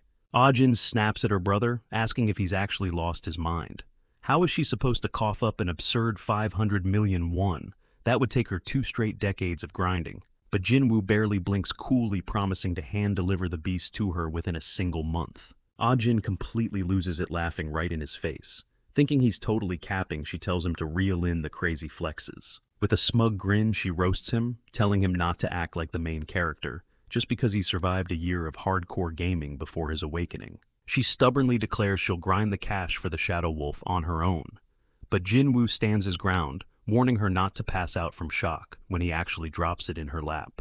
And with that mic drop, he sweeps out of the room with his shadows before Ajin can even formulate a comeback. Staring at her brother's retreating back, Ajin gets chills. His entire aura has shifted, radiating a heavy, quiet confidence she just can't pinpoint. Even her dark elf, a creature that used to look absolutely terrifying, now feels like a fragile little mosquito compared to his raw energy. One thing is crystal clear to Ajin: her big brother has evolved into an entirely different beast. Fast forward exactly 1 week. Jinwoo's brand new agency is prepping to deploy him into a fresh raid. They hand him a sleek tactical vest, with Jia stepping up to strictly state that this gear is mandatory for every single daily dungeon grind. She breaks down their business model. Eubac Company's ultimate cash cow isn't monster cores, it's exclusive information, meaning they're going to monetize his insane clearing skills by selling the raid footage for top dollar.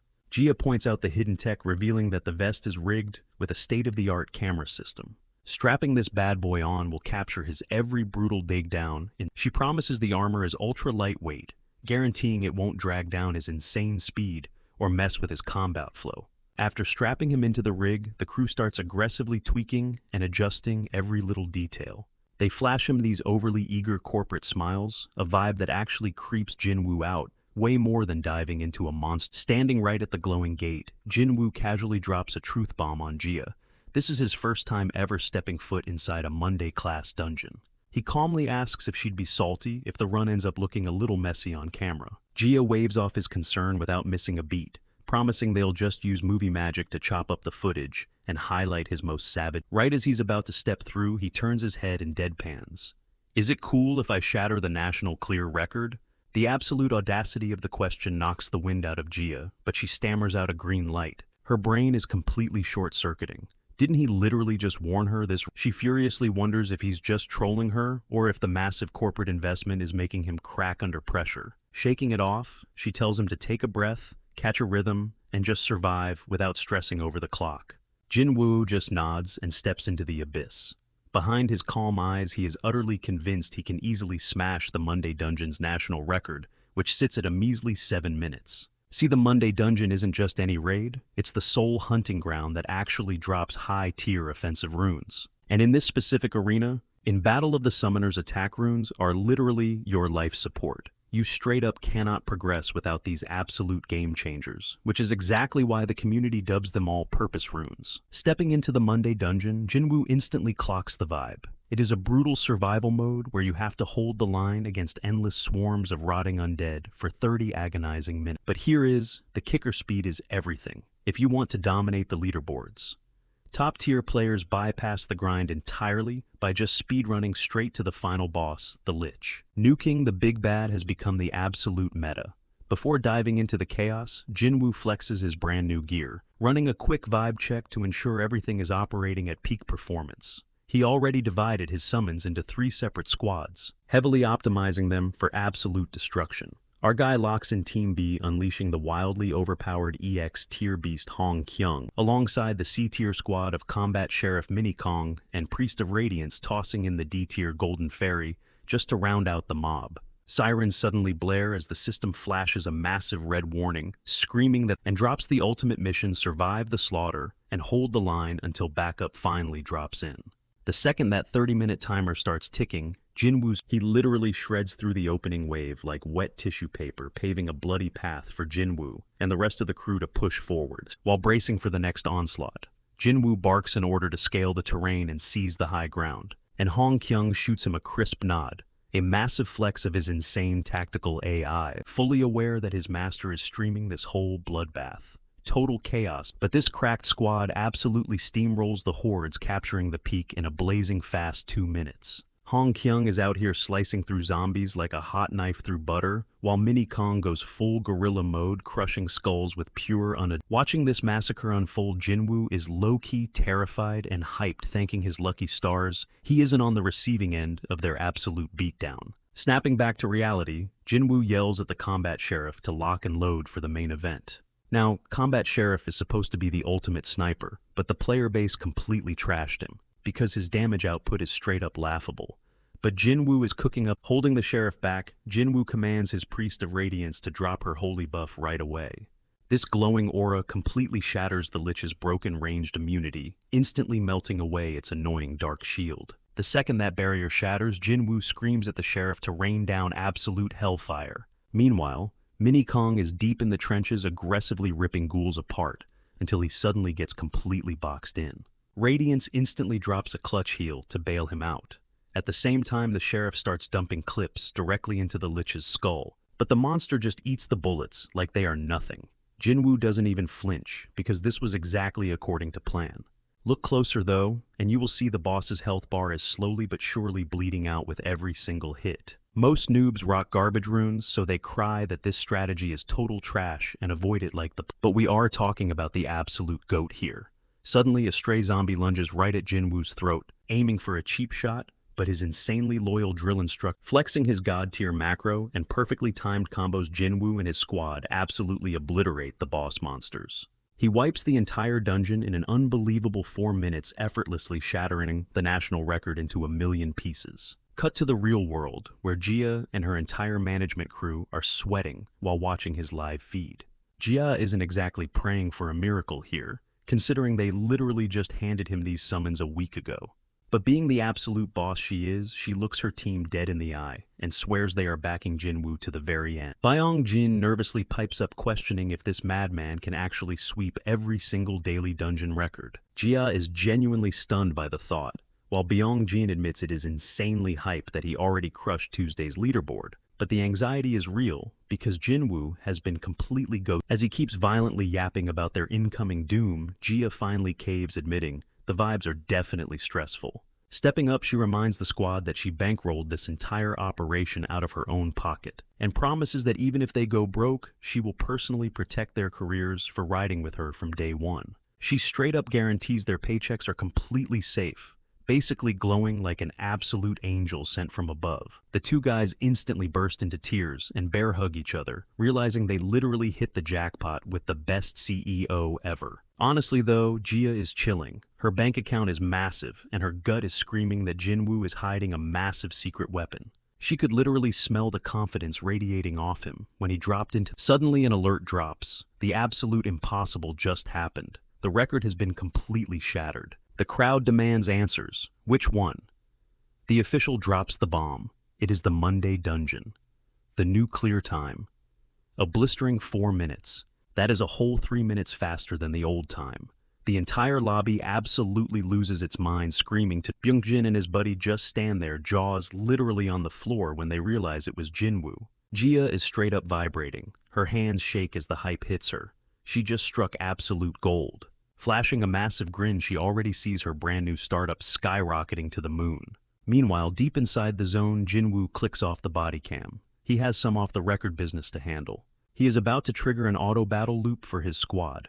Back in the original game, players could flip this switch, the second they conquered a daily dungeon. As long as his units keep slaughtering everything on loop, the loot will infinitely pile up while he does absolutely nothing. Popping Hunkyo back into the void, he summons Ramba, tossing her the keys to this endless farming session. She blinks, totally caught off guard. Why is she getting the grunt work instead of the drill instructor? Jinwoo smirks, explaining that the drill sergeant is currently busy whipping the rest of the crew into shape. He casually drops an offer. Does she want to join Hunkyo in the training yard? Instantly, her mind flashes back to the pure torture she endures during those brutal sparring sessions. Yeah, no thanks. She happily locks in for the Monday dungeon grind. It is the ultimate galaxy brain play. Rake in infinite loot through auto-hunting, while his main fighters level up in the background. He calls this the absolute god-tier routine. 0 downtime, maximum gains. Strolling toward the exit, he leaves the heavy lifting to Ramba, who salutes and dives right into the slaughter. The second he crosses the portal, the crowd treats him like an absolute rock star. Gia practically tackles him with hype, bragging that she knew she bet on the right horse. Letting out a dry laugh, he tosses her the tactical vest, confirming the insane footage is saved. He asks if they are squared away, and she nods. She swears on her life that this video stays strictly in the vault, keeping his face completely off the radar. But then he drops a curveball. Honestly, he could not care less if the whole world sees his face. His only demand? Absolute bulletproof security for his family. With the streets crawling with violent syndicates, he needs her corporate muscle to act as an iron shield. Looking him dead in the eye, Gia makes a vow. She will burn down the city before letting anyone touch his bloodline. Fast forward to the Tuesday daily dungeon, and he absolutely smashes his own speedrun record by perfectly micromanaging his units. Then comes Wednesday, and bars an icy hellscape. The moment his boots hit the snow, a bone-chilling frost bites his skin. Not wasting a second, he summons the Frost Cat and the Wind Falcon, sitting at C rank and B rank. Next, he drops his massive B-rank titanium golem onto the field, flanked by a tiny C-rank horned fairy. And just for the overkill, he materializes his heavy hitter, the draconic mage. In this frozen wasteland, running without elemental resistance is a pure death wish. And his fuzzy feline companion is basically immune to the freeze. Suddenly, the local mobs spawn in, a literal army of enraged monstrous snowmen. He orders the hulking golem to charge, casting a massive agility buff from the Wind Falcon to juice its speed. The whole squad leaps onto the metallic giant's back. It violently tears across the frozen tundra, moving so insanely fast that the heavy G-force nearly makes Jinwoo black out. But he bites down and tanks the nausea. No pain, no epic loot drops. The snowmen unleash a brutal volley of razor-sharp ice spears. The golem just eats the damage, brushing it off like mere snowflakes. However, Jinwoo did not just bring this giant metal beast to act as a meat shield. He also needs it to forge a shortcut straight up a sheer icy cliff. Digging its massive fingers into the rock, it violently launches them toward the summit, and Jinwoo barks at his blast dragon to charge her ultimate attack. They crash land onto the peak, coming face to face with the massive zone boss. Instantly, Jinwoo gives the fairy the green light. She floods the entire arena with a highly volatile oil setting, the perfect stage for his dragon to nuke the boss into an absolute inferno. Swallows the battlefield whole, instantly incinerating the boss monster into pure ash. Jinwoo pumps his fist, totally hyped. He just blitzed through the entire zone in a mind-blowing 4 minutes flat. But mid-flex, his world spins out of control, and he completely wipes out, collapsing to his knees. Almost overnight, Jinwoo's wild stats go totally viral, leaving the whole community scrambling to figure out the identity of this mystery player. All eyes instantly lock onto him, since it's becoming crystal clear that his insane win streak is straight up legit. Major news outlets literally plaster his face across their front pages, practically begging the world to reveal his true identity. Top-tier players start obsessing over his gameplay too, mostly because he just looks like your average everyday dude. Yet he is casually shattering the untouchable records set by the absolute legends of gearing up to raid the Thursday dungeon. The spotlight burns hotter than ever. Will our boy finally hit a brick wall and crash? Catching wind of the hype, the board director furiously dials up his assistant, demanding the full rundown on this Jinwoo guy. The puzzle pieces click together. This is the exact same rookie that Chung-sok tried to pitch to them a while back. The memory hits hard. Jinwoo demanded summons in exchange for his secrets, but they brutally shut him down, demanding the intel up front. Reality strikes the director like a truck. Jinwoo is the real deal, and he lets out a heavy, gut-wrenching sigh. Deep regret immediately eats at him, knowing they completely fumbled the bag when they had the perfect shot to recruit him. Because in the ruthless world of corporate politics, he perfectly visualizes the massive power shift they could have secured if only they had blindly backed Jinwoo like Chang Xin suggested.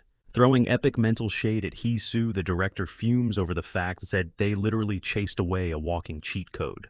Desperate to fix this, he orders his secretary to track Jinwoo down and throw a blank check at him, secure the asset whatever it takes. Breaking down the daily loot tables Monday and Wednesday zones naturally spit out runes while Tuesdays are strictly for grinding abrasives. But the Thursday dungeon, that's an absolute goldmine for skill books, and it's the exact gauntlet Jinwoo is stepping into right now. Sure, these drops might lack god-tier unique abilities, but the utility spells inside make the brutal grind entirely worth the sweat.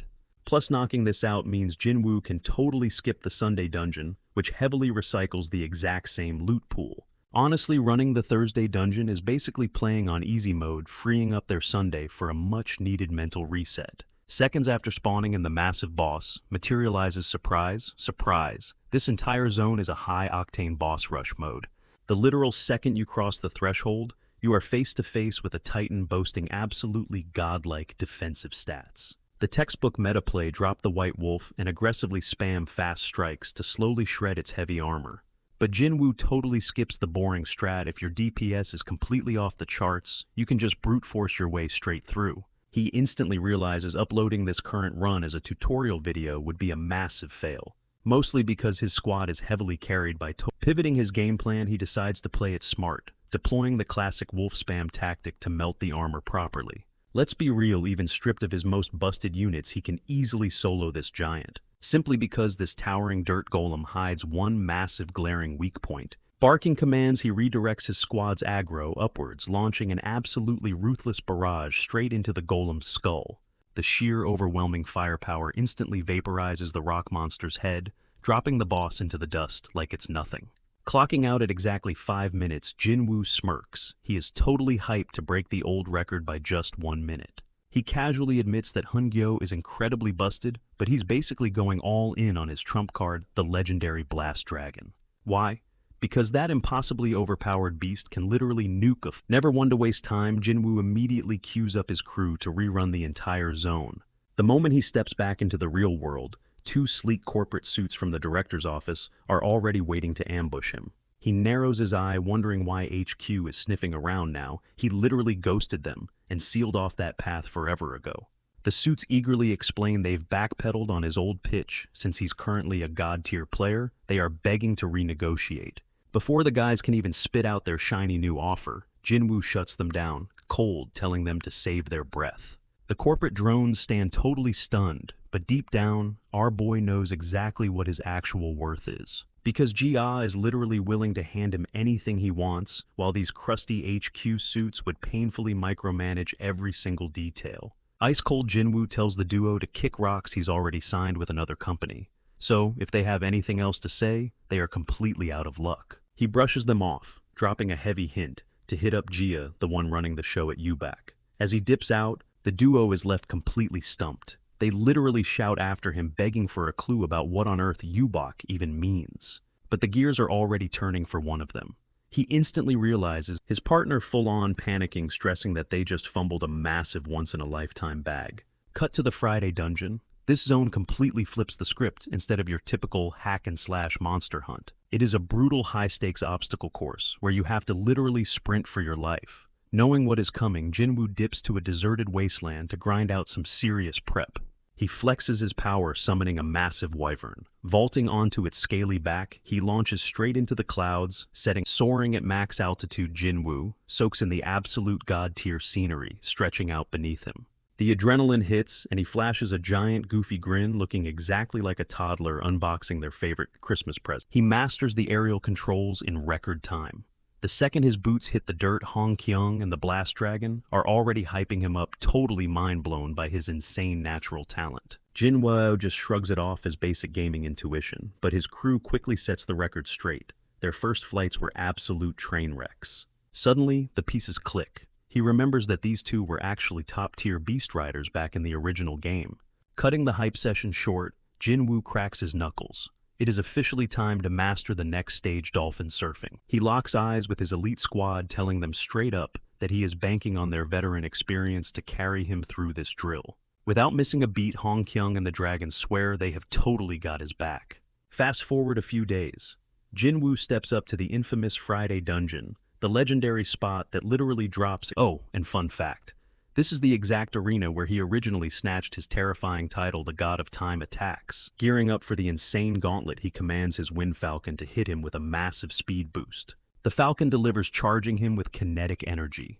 As the timer hits 0, Jinwoo blasts off the starting line like an absolute rocket. It is not just a foot race, though. He is weaving and dodging through a chaotic storm of lethal projectiles raining down from every angle. Back in the day, he used to beat this level by mindlessly tapping on his phone screen, but actually feeling the wind whip past his face. He realizes this real-life heart-pounding adrenaline rush completely destroys any boring pixelated gameplay. Tearing down the track, he perfectly executes a sharp drift, slipping right into an elite super secret. This specific zone is a massive waterway where normal players are forced to awkwardly sprint across the surface. But our way, he has a totally different game. Boom! He summons his spectral dolphin. Plunging deep beneath the current, he effortlessly bypasses the insane maze of death traps floating up top. A few seconds later, the dolphin violently breaches the surface, launching Jinwoo into the sky where his wyvern smoothly swoops in for a mid-air catch. The ultimate aerial shortcut is locked in. Clutching the wyvern, he completely cheeses the rest of the course, soaring untouchable above the remaining chaos. In the blink of an eye, he effortlessly blitzes past the finish line. The timer freezes at exactly 2 minutes. And just like that, Jinwoo violently shatters the national record, because honestly, what else is new?